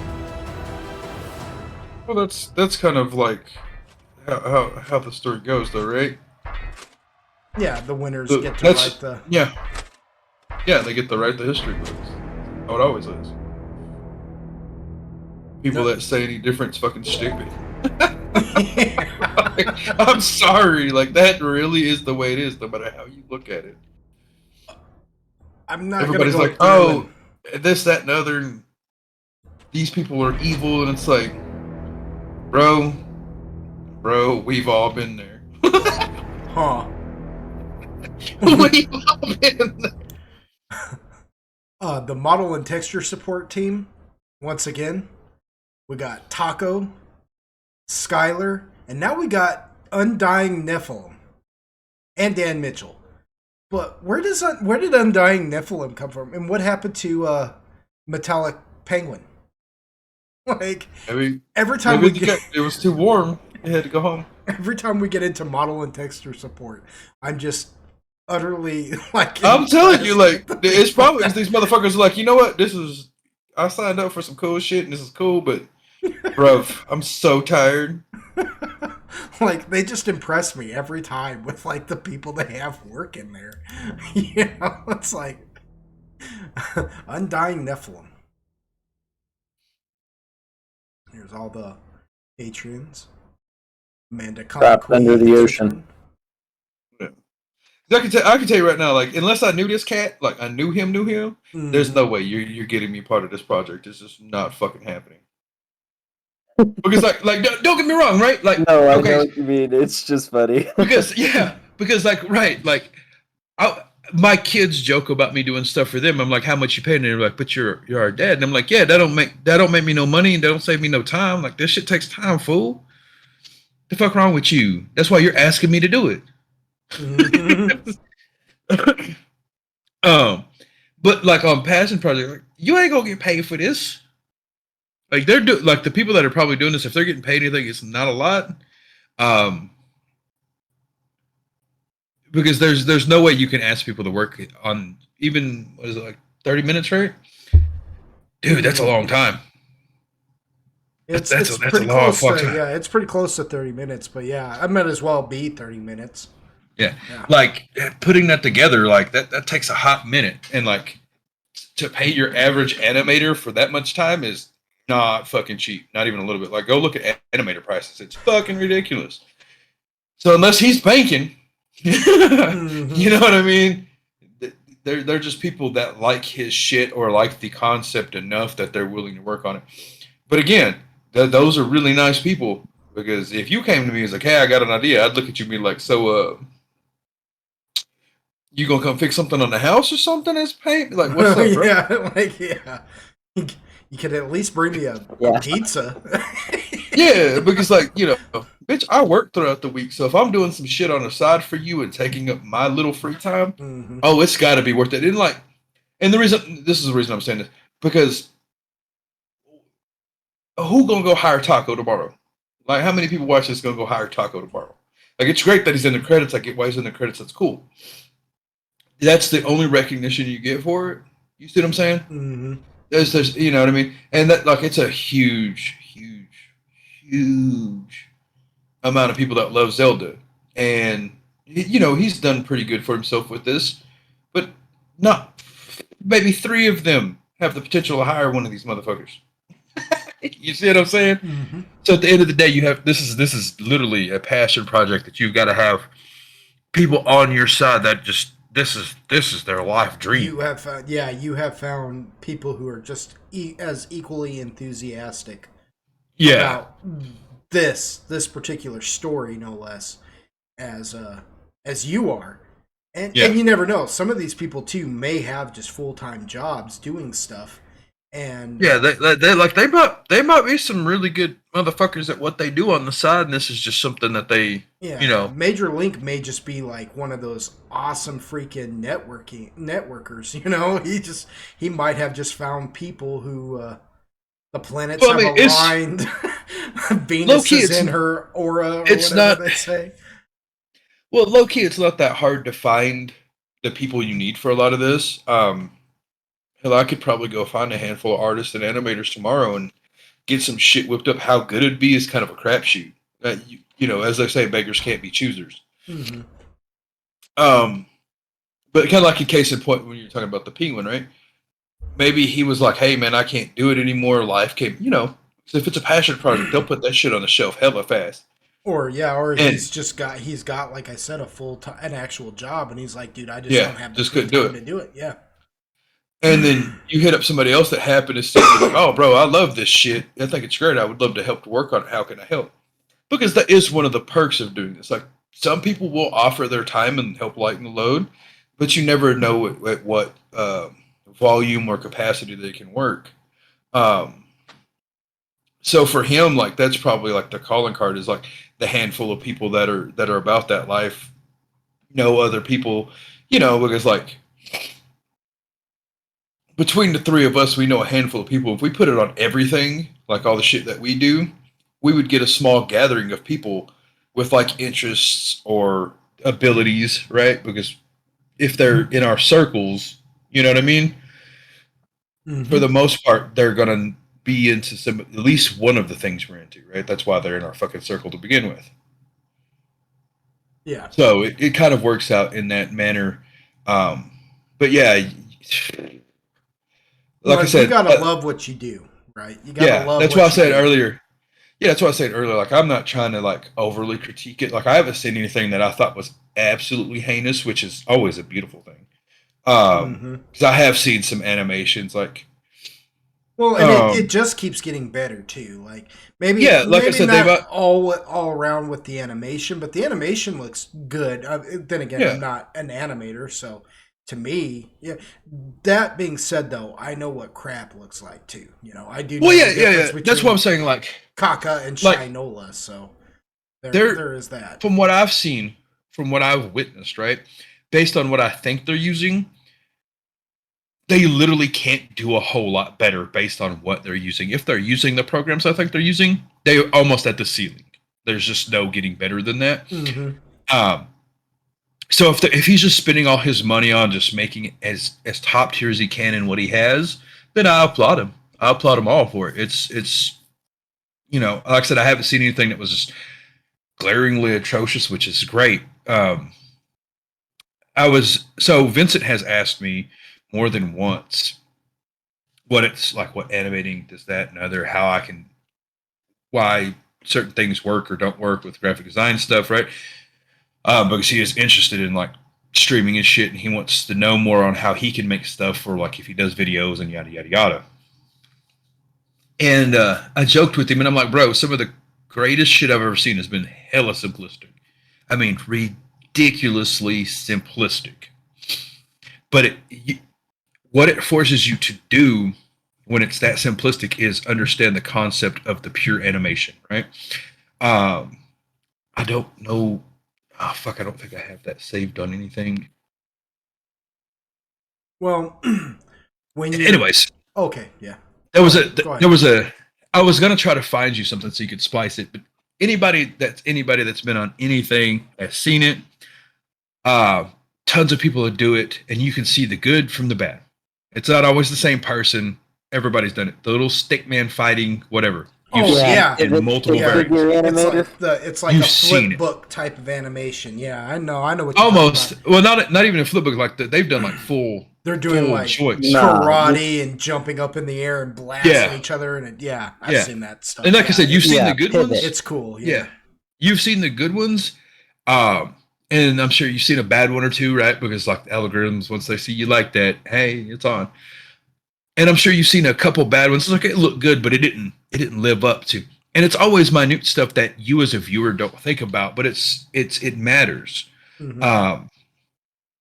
I was joking with him when I showed him one. He's like, "Yeah, this is really good."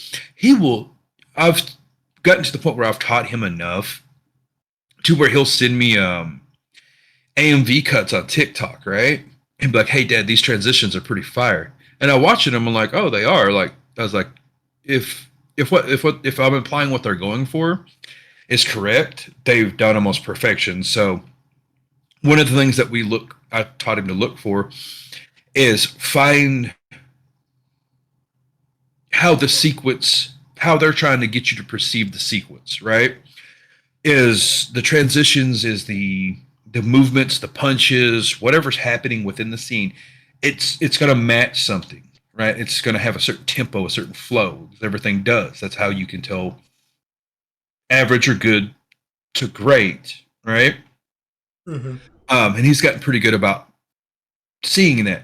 And that's what I'm saying with this, like, it's not always about, glaringly, obviously trash things, right? Like we've all seen it. Sometimes we even overlook it. like you go back and watch something like, oh, I never noticed that there was, like a what we clipping, did whatever. earlier, like what we did Yeah, earlier when I was just like, whoa. yeah, I've watched yeah, this at least 3 times before watching this right now, and this is the first time I've seen that reflection of Sarah. Sorry. Saria. I almost called her Sarai, and I was like, no, that's the Bible. Sararia. That's the first time I ever noticed her reflection.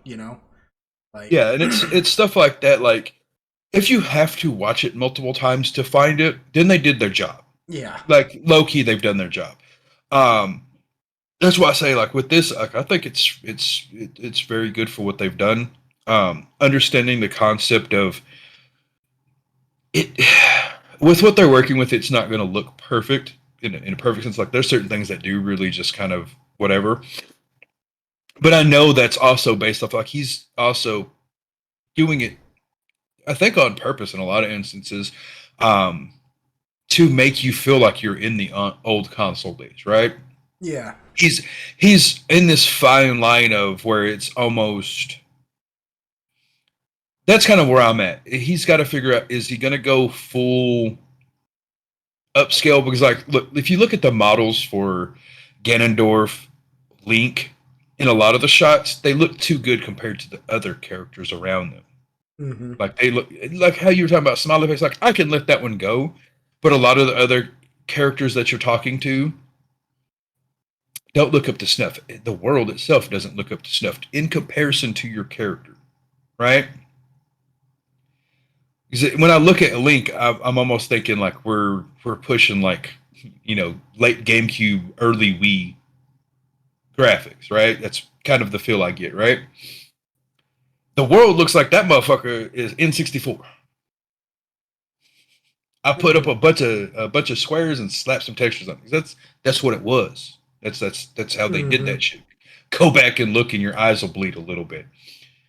The fences are literally just fucking a bunch of rectangles haphazardly slapped together with the worst looking brown finish wannabe wood ever. And that was Yeah, it. yeah. And in this, like, I get Everything, that. everything in those days kind of looked like it was just always slightly out of focus. Yeah. Is really what it So, is. Like, yeah, just and in enough this, texture there to let you know what it's supposed to yeah, be, and yeah, then it's like the rest of it's just blurry, almost like a Monet. You know? yeah. And that's the feeling I get in this, is like that this world is made like that, except for Link and Zelda. And, you know what I mean? And like one or two other characters, like when I see them against a certain backdrop or certain objects, like my brain is like having a mild meltdown, because it's, you know what I mean? But it's that super nitpicky side, like I said. Yeah. Well, I Because mean, in order to do that shit, bro, that's okay though. I you mean, you'd that's have one to of the pay taco. reasons. That's really one of the reasons why I asked you to be on here, because I know you know this kind of stuff. You know, Yeah, you know this kind of stuff. So if I have questions about it, you're the authority yeah, here on it. That's yeah, why I got Android, because he knows the lore. So if I actually have a lore question, he knows it, and I'm just a Gang, gang. I'm just what they call a filthy casual. I'm just kind of half in and everything. yeah. I know a little bit about everything, enough to get myself into trouble, but I'm a Well, master of and that, nothing. yeah, that's why I say, like, from what I've seen, they've done a great job. Like, again, I'm not trying to take anything against, like, you know, yeah. For me, the world looks a little like I said, for what they're doing, the team they have, it should look worse than it does. It really should. Um, I've seen bigger teams do far worse. Like, you know what I mean? So that's just super nitpicky. Um, And it's turning into a beautiful story. yeah, Again, like, and that's what's carrying it. some of my favorite scenes are those ones where it transitions from like past to present, but they're both playing out in the Yeah, same sequence. I love that. One of my favorite sequences in any game was in Gears of War, when you finally find Dom's wife and she's stuck in that capsule. And spoiler alert if you've never played Gears of War 2, uh yeah, but when they finally find his wife in that capsule and the capsule door opens and all that light streams out of it and you see her coming out of there and she's all beautiful and she's like reaching out for him and he's like got tears in his eyes, and then when it shows what's really happening, she's like all just gnarled, like the life of her has been pretty much sucked out of her. She's missing her hair, she looks like a skeleton, and it's almost like she doesn't even recognize him no more and stuff. And that's just beautiful because when you first see her in that scene, you're seeing how he remembers her, and that shows how much love he actually has for her, because she looks gnarly, man. And he doesn't even see that. He sees her. And it's so sad. It's one of the reasons why Dom is like one of my favorite characters to you get these games, right, where they're kind of meant to be played as like one player, but really it's a two-player game, but the second player is just kind of like one of the friends of the main character that you get to play or whatever. And Dom is one of those second player characters like Luigi or the Arbiter from Halo. I'd say Dom is like right up there. Like after playing him in the first game and learning his story, from that moment on, whenever I play Gears of War 2 and 3, I had to go find somebody to play with me because I wasn't playing anybody but Dom. You know what I mean? Like, I want to be Dom in that game. I don't want to be anybody else. And as a writer, and I know that's real pretentious to say, to always start off by saying as a writer, but I just trying to explain why narrative means so much to me in something. I mean, because it does. Narrative is important, and well, that's what I was saying. And that's not taking away from the other stuff. I'm just saying, like, that's why I notice certain things the way that I do when I'm watching something, because it's just like, man, it all has to work. Like, it doesn't have to be perfect, but it does all have to work. And they've done that. Like, the story's good. It's good enough to keep you entertained and wanting more. The animation's believable enough to where, like, you don't want to stab out your eyes. You know what I mean? Like, so it all works together. So people don't think that I'm like overly like whatever. Like, seriously, go on Wikipedia, look up Ruby, right? RWBY, and then look. It'll tell you when they switched. Go watch fucking 20 minutes, maybe not even that. Hell, the episodes at first were like 15 minutes. Go watch one episode in its old form, and then when they switched, and it's night and day, and it looks so much better because that first couple seasons, like, it was difficult to watch. If I didn't like a lot of the parts of the story, I would have quit watching it. Yeah. It was literally that bad. Well, yeah. Like the way they walked, oh my God. Yeah. Little kids, close your ears right now. Yeah, because the show was popular even with the bad animation, but yeah, it's go watch it though. Anybody story, yeah. Anybody that has, if you've ever visited a porn site, you've seen the ad of the girls or whatever, like the free sex games or whatever, and they've always got these bitches walking topless, whatever, right? Go watch that, and then go watch Ruby, and it's 1-to-1. I swear to you, it is. That's how atrocious it is. They couldn't model a walk if their life depended on it. That's how bad it is. That had to be your example, huh? That's the best example ever. Because they're literally, like, you can't animate it any better than the dredges of the world can animate. What the fuck? Yeah, that's how bad it was. Fair enough. Yeah, like, yeah. It's something fucking else. Like, you know what? Don't go research what he's talking about. Just take his word. No, please do. It's please crap do. Animation. Stay off that stuff. Don't put unrealistic expectations in your mind. No. Put them in there. Shut up. Put it all in. Shut up. Anyways. But no, that's what I'm getting at though. Is like Ruby, like, it was hard to watch that first couple seasons, and if it wasn't for like how heavy the story carried it, and a lot of the stuff, like, I think like certain elements of that were really good. like story wise, characters and shit. Mm-hmm. And so they did the cell shading shit, which I'm not normally a fan of. I thought it actually looked pretty good, especially for what they were using it. It looked really good in that. When they switched, it had like a what I called the hiccup period where it looked kind of funky, but I think they were just trying to figure out the software, right? Because it was new to them. It got substantially better. And yeah, they need to make some more because I still like the show. So suck a dick if you don't. Well, I don't know. I don't know. They may make more. Again, I watched that whole thing about them, and like they kind of went into a hiatus. Some of them, and it's not really my place, so I'm not gonna go all into the drama. But some of them got into, some of them got into some trouble for some the stuff, problem.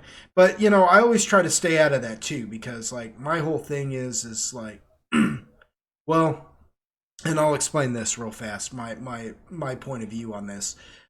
Everybody remembers Pro Jared, right? And what Pro Jared got into trouble for, and then what he got accused actually of, and everybody went after him. I mean, it was like going to be a public execution for him, and then come to find out a little bit later on, he really didn't do a lot of what they said he did. Some of it he did, and some of it was pretty grimy.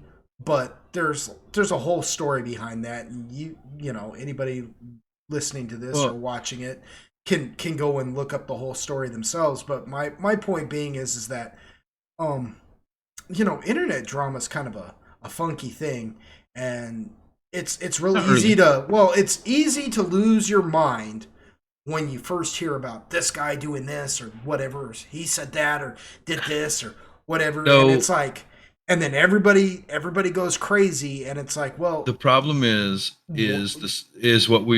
what I've said more than once, and a lot of people still give me shit about this, and I don't really give a fuck.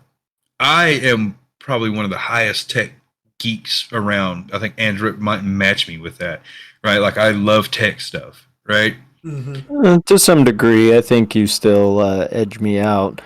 Yeah, in certain areas. That's a bad hallway sentence, but yes. But so when I make the statement, people look at me like weird. Technology is one of the greatest things that we've, as mankind, have ever done. Just as a pure thing, from computers to fucking cell phones, all of it's amazingly awesome. And it's one of the biggest curses we ever put on mankind. Because the problem is no, that's true though. That's true. Yeah. We've always, people are like, oh, we've changed so much. No, we've always been the same. The only thing that changed, we've always been drama centric. We've always cared about dumb shit. We just we did it in small vacuums, and that's no longer a thing. Every stupid monkey that can have access to the internet now has a voice, and sometimes they should not. And yes, I said it. They should not. Certain people should never be allowed to speak.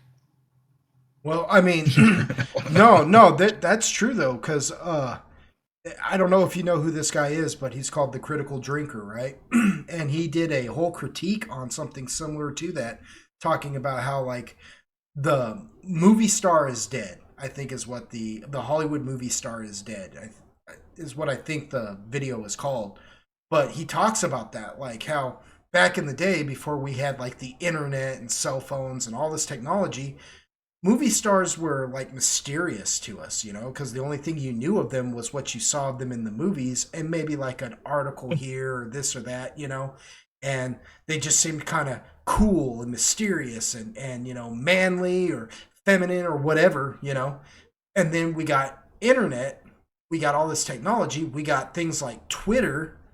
And then these movie stars realized, oh, I can actually reach out and speak to my audience now. And then so they do, and come to find out 90% of them, not all of them, but 90% of them are stupid.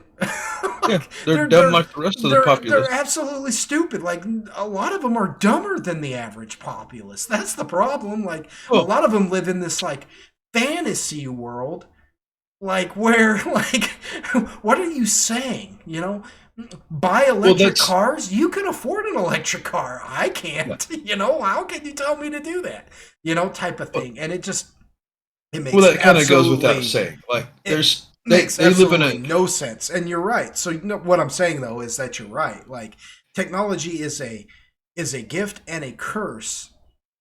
Because I mean, well, here's why I say that. It's made our lives easier, but it has shackled us to something. You know, it's shackled us to a weight. You know. Well, like piggybacking off your point is like a lot of the stars are really dumb because they live in a different world, and we kind of chastise them for it, but we did it ourselves. Yeah, we're the ones that did it. Yeah, you know. Yeah, no doubt. Yeah. And the problem is you have a lot of people that lack the capacity of having a thought of their own without something being interjected first. A person, most people, and I can say this unequivocally, most people cannot come up with a synopsis of a situation of their own. And yes, I use big words there because that is kind of the best way to define it, without somebody starting it for them. They have no capacity to think about a situation without being shown by somebody else first, influencing them in that direction at all. Because they have such a limited knowledge of said topic that they cannot do it. So they just hop on whatever, Joe said, because Joe seems like he knows more than me. It's got to be right? Well, it's because okay. Sorry. Well, no, you're good. It's just like I said, it's one of those things to where, like, I don't know the first thing about X, Y, Z, right? When it comes to a lot of shit, but some of it, I've heard people make the argument of it's not that simple. And I've done it myself, but I've also took the time to explain why it's literally not that simple, right? Like, I've gotten into multiple arguments because, well, yeah, living in Texas, it's not that hard. Don't think like them argument happened, right? And that goes for anywhere. That's not just Texas. It's just I don't think like them. So 90% of the times I get to an argument. Because I do live in one of the few states where people will still, call you out on your bullshit. One of the things I hate and love about this place. Well, here's the thing, right? Like, we say that the Hollywood is a lot of them are dumb. The truth is I guess to differentiate that is Hollywood in of itself isn't dumb. It's the Hollywood star.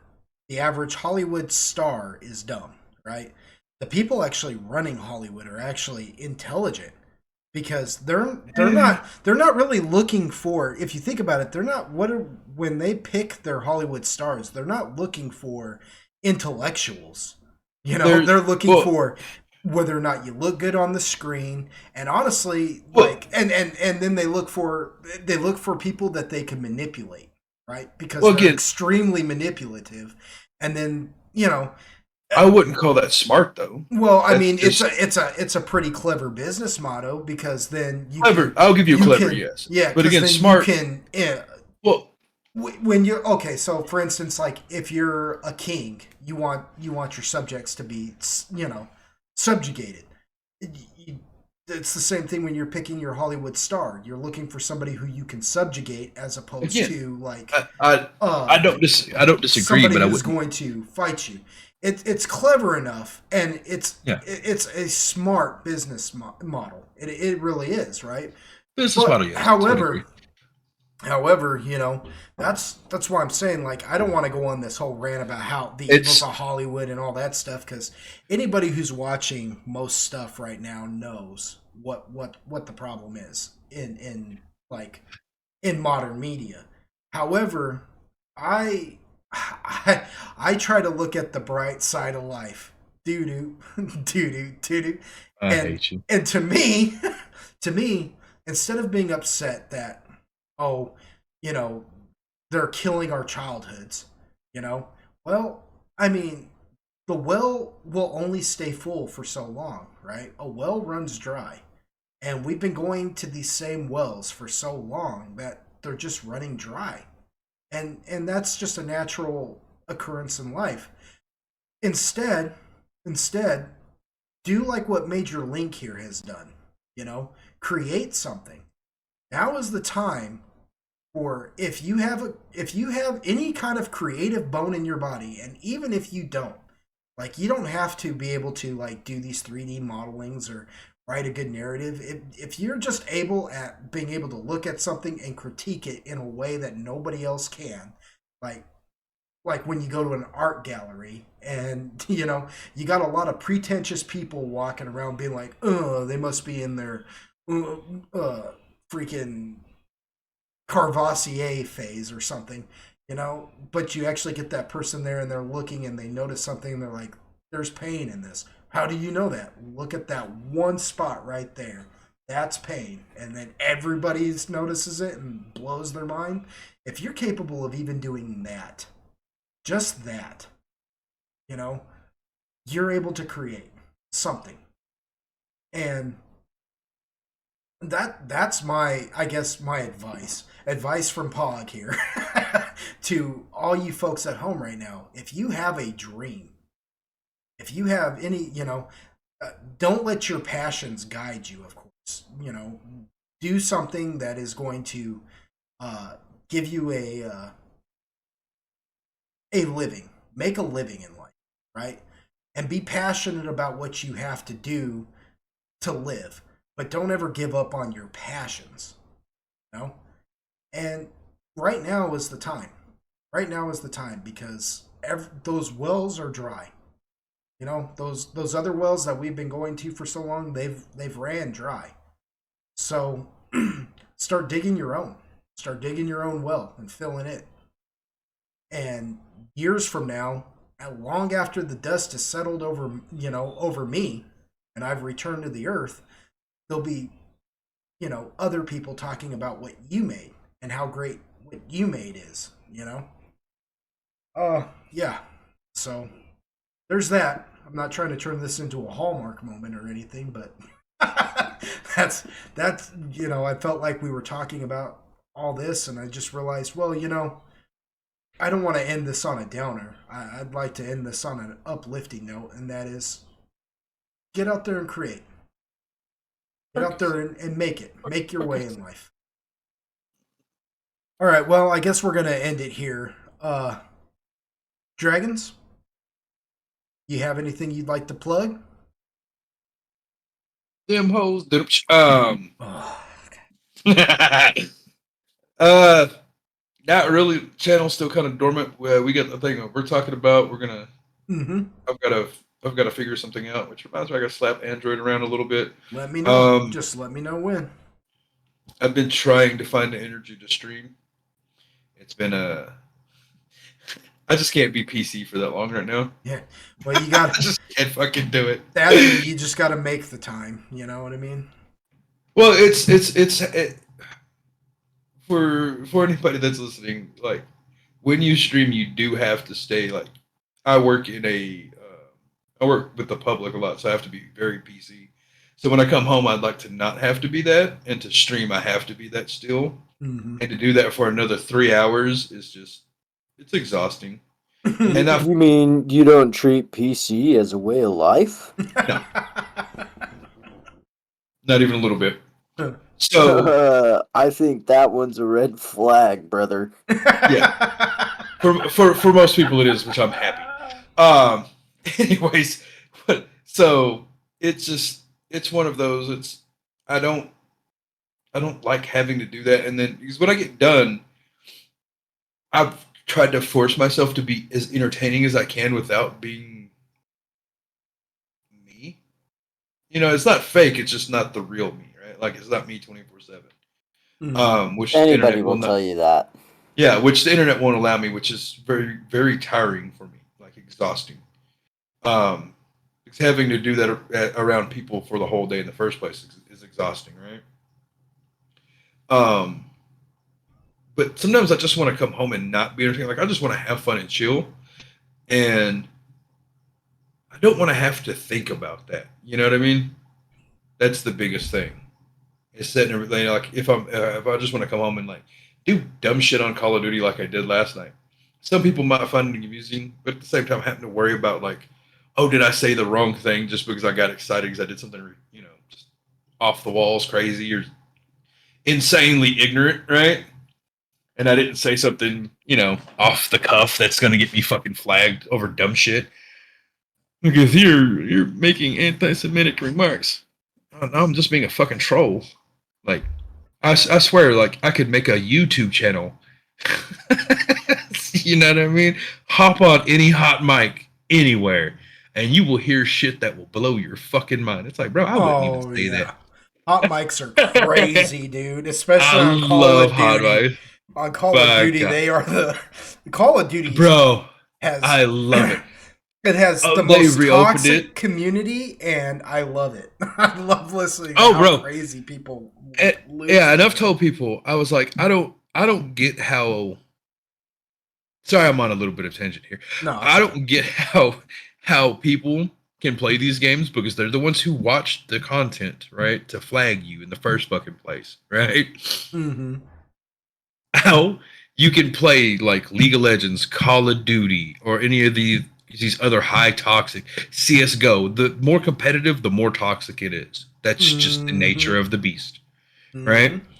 How you can play in that toxic ass environment, and then when you see somebody fucking say it, you're like, oh, I would never bitch, pull your chat logs.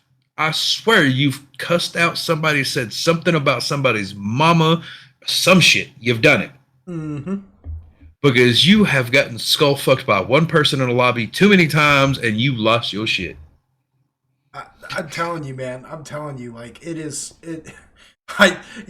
said stuff that should have offended me before on there, and I guess that's just me though. Like, I laugh, like, like, oh yeah, like half the shit I hear is hilarious. Some of it could be so offensive, like I said, stuff that should technically offend me even, and I'm just cracking up like, I can't believe they're going all out like this right now. Like, it's like, bro, I mean, yeah, because no kidding. I mean, I because busted.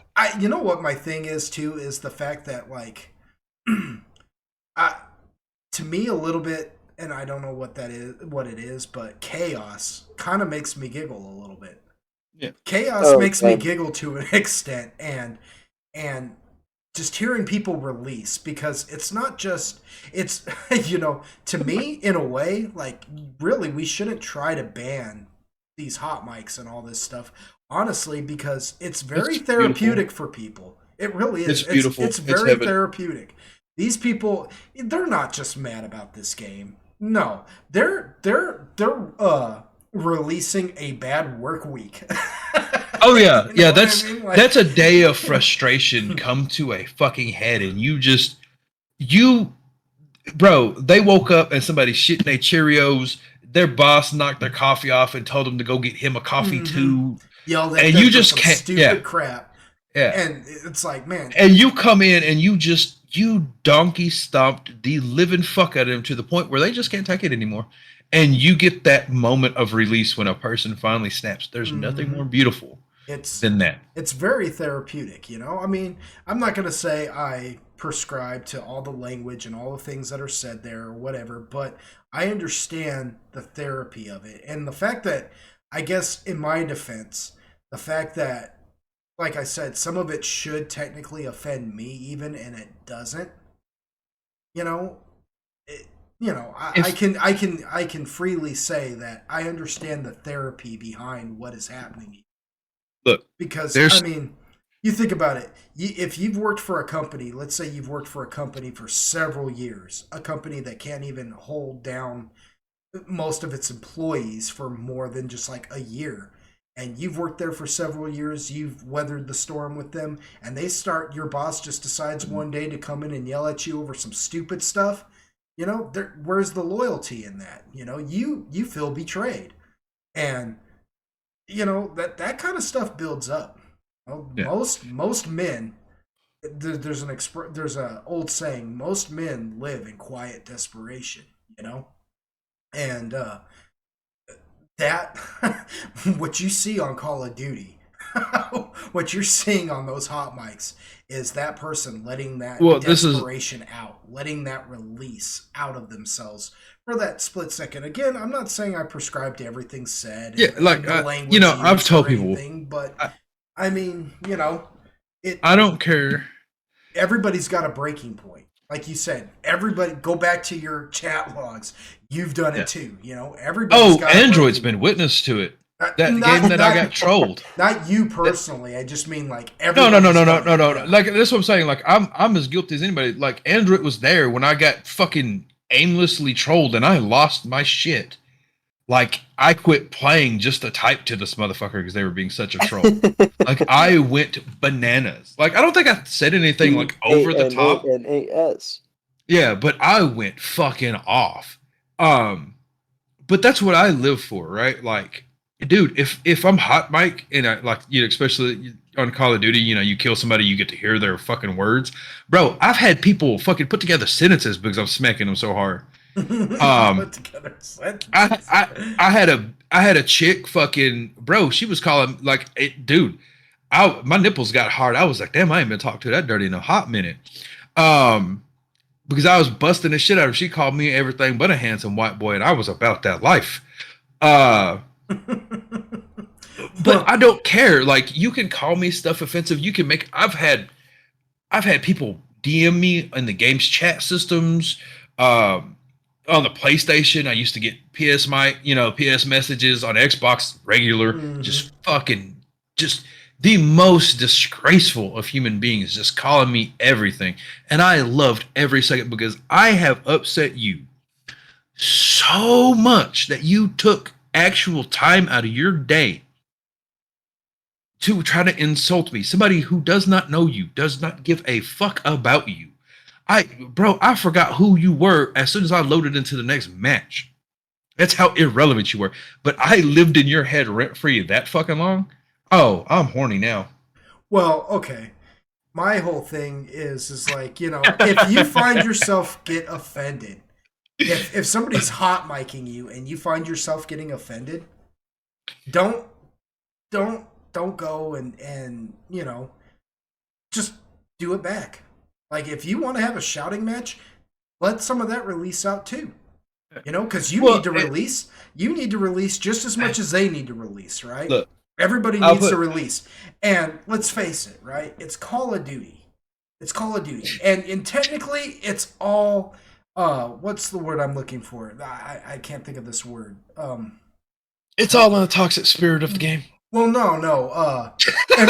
Anonymous. It's all anonymous. You don't know them. They don't know you. Not really. I mean, everything is anonymous. Yeah. So, I mean, what difference does it make? If they say something to you that really offends you, go back and say something that's going to offend them. I mean, just go ahead and release it for a minute, folks, and then walk away.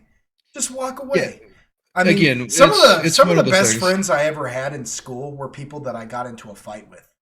I mean, people who, when I met them the first time, I remember in first grade, this kid kept bullying me, and then one day I was walking up the steps to the music trailer, and my shoe fell off.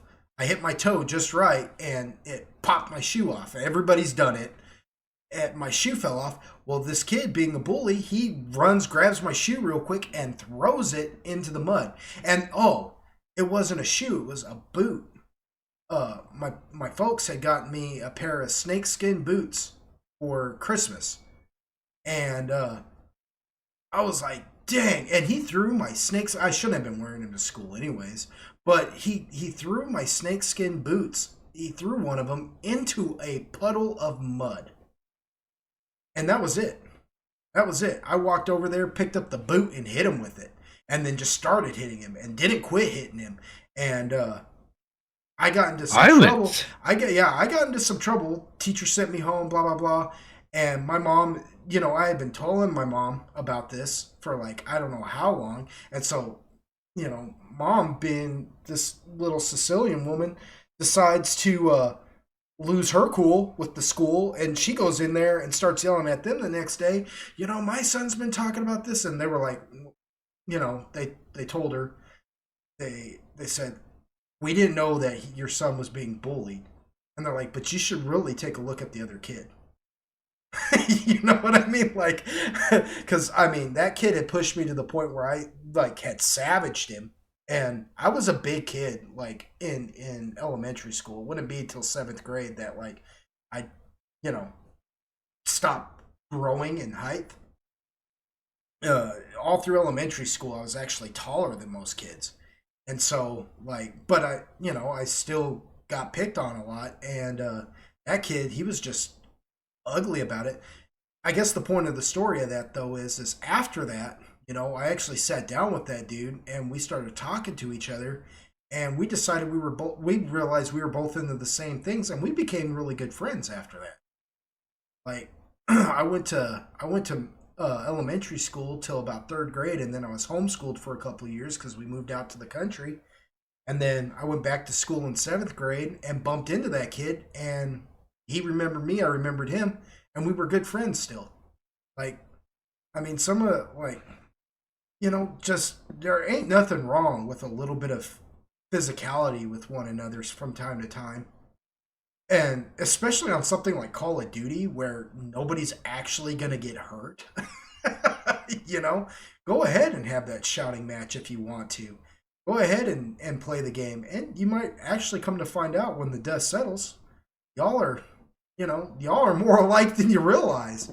I mean, there's just too much division in this world right now, man. And I don't understand it. I mean, I do to some degree on some things, but in something like Call of Duty, I mean, it's just a game. That person didn't really shoot you. You didn't really. I could understand wanting to go ham if somebody really shot you, but they didn't. All right, so Android. Anything you'd like to plug? No. No?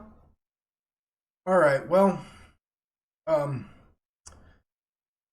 Lord Pog. Thank you, Dragonz.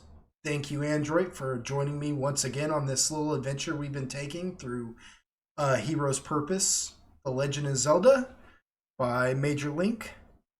Thank you all for spending a little bit of time with us here, and I just want to say thank you to everybody who's been watching my videos and listening to them and subscribing, and even like I always say, even if you don't subscribe, I appreciate your time so much.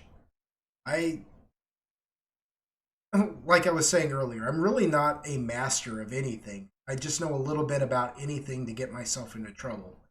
And even when it comes to this, I'm not some grandmaster YouTuber or anything like that. But when I see the views that I get, when I see the comments that I get, even when they're not like necessarily positive comments, just the fact that I got a comment, when I see the subscribes, when I see this channel getting attention, it makes me feel like I'm doing something right.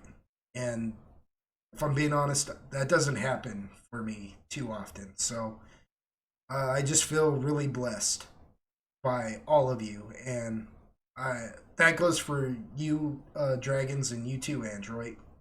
I just feel really blessed that you guys are willing to take time out of your day to sit here and watch this with me and have real conversations. So thank you to everyone, and y'all come back now.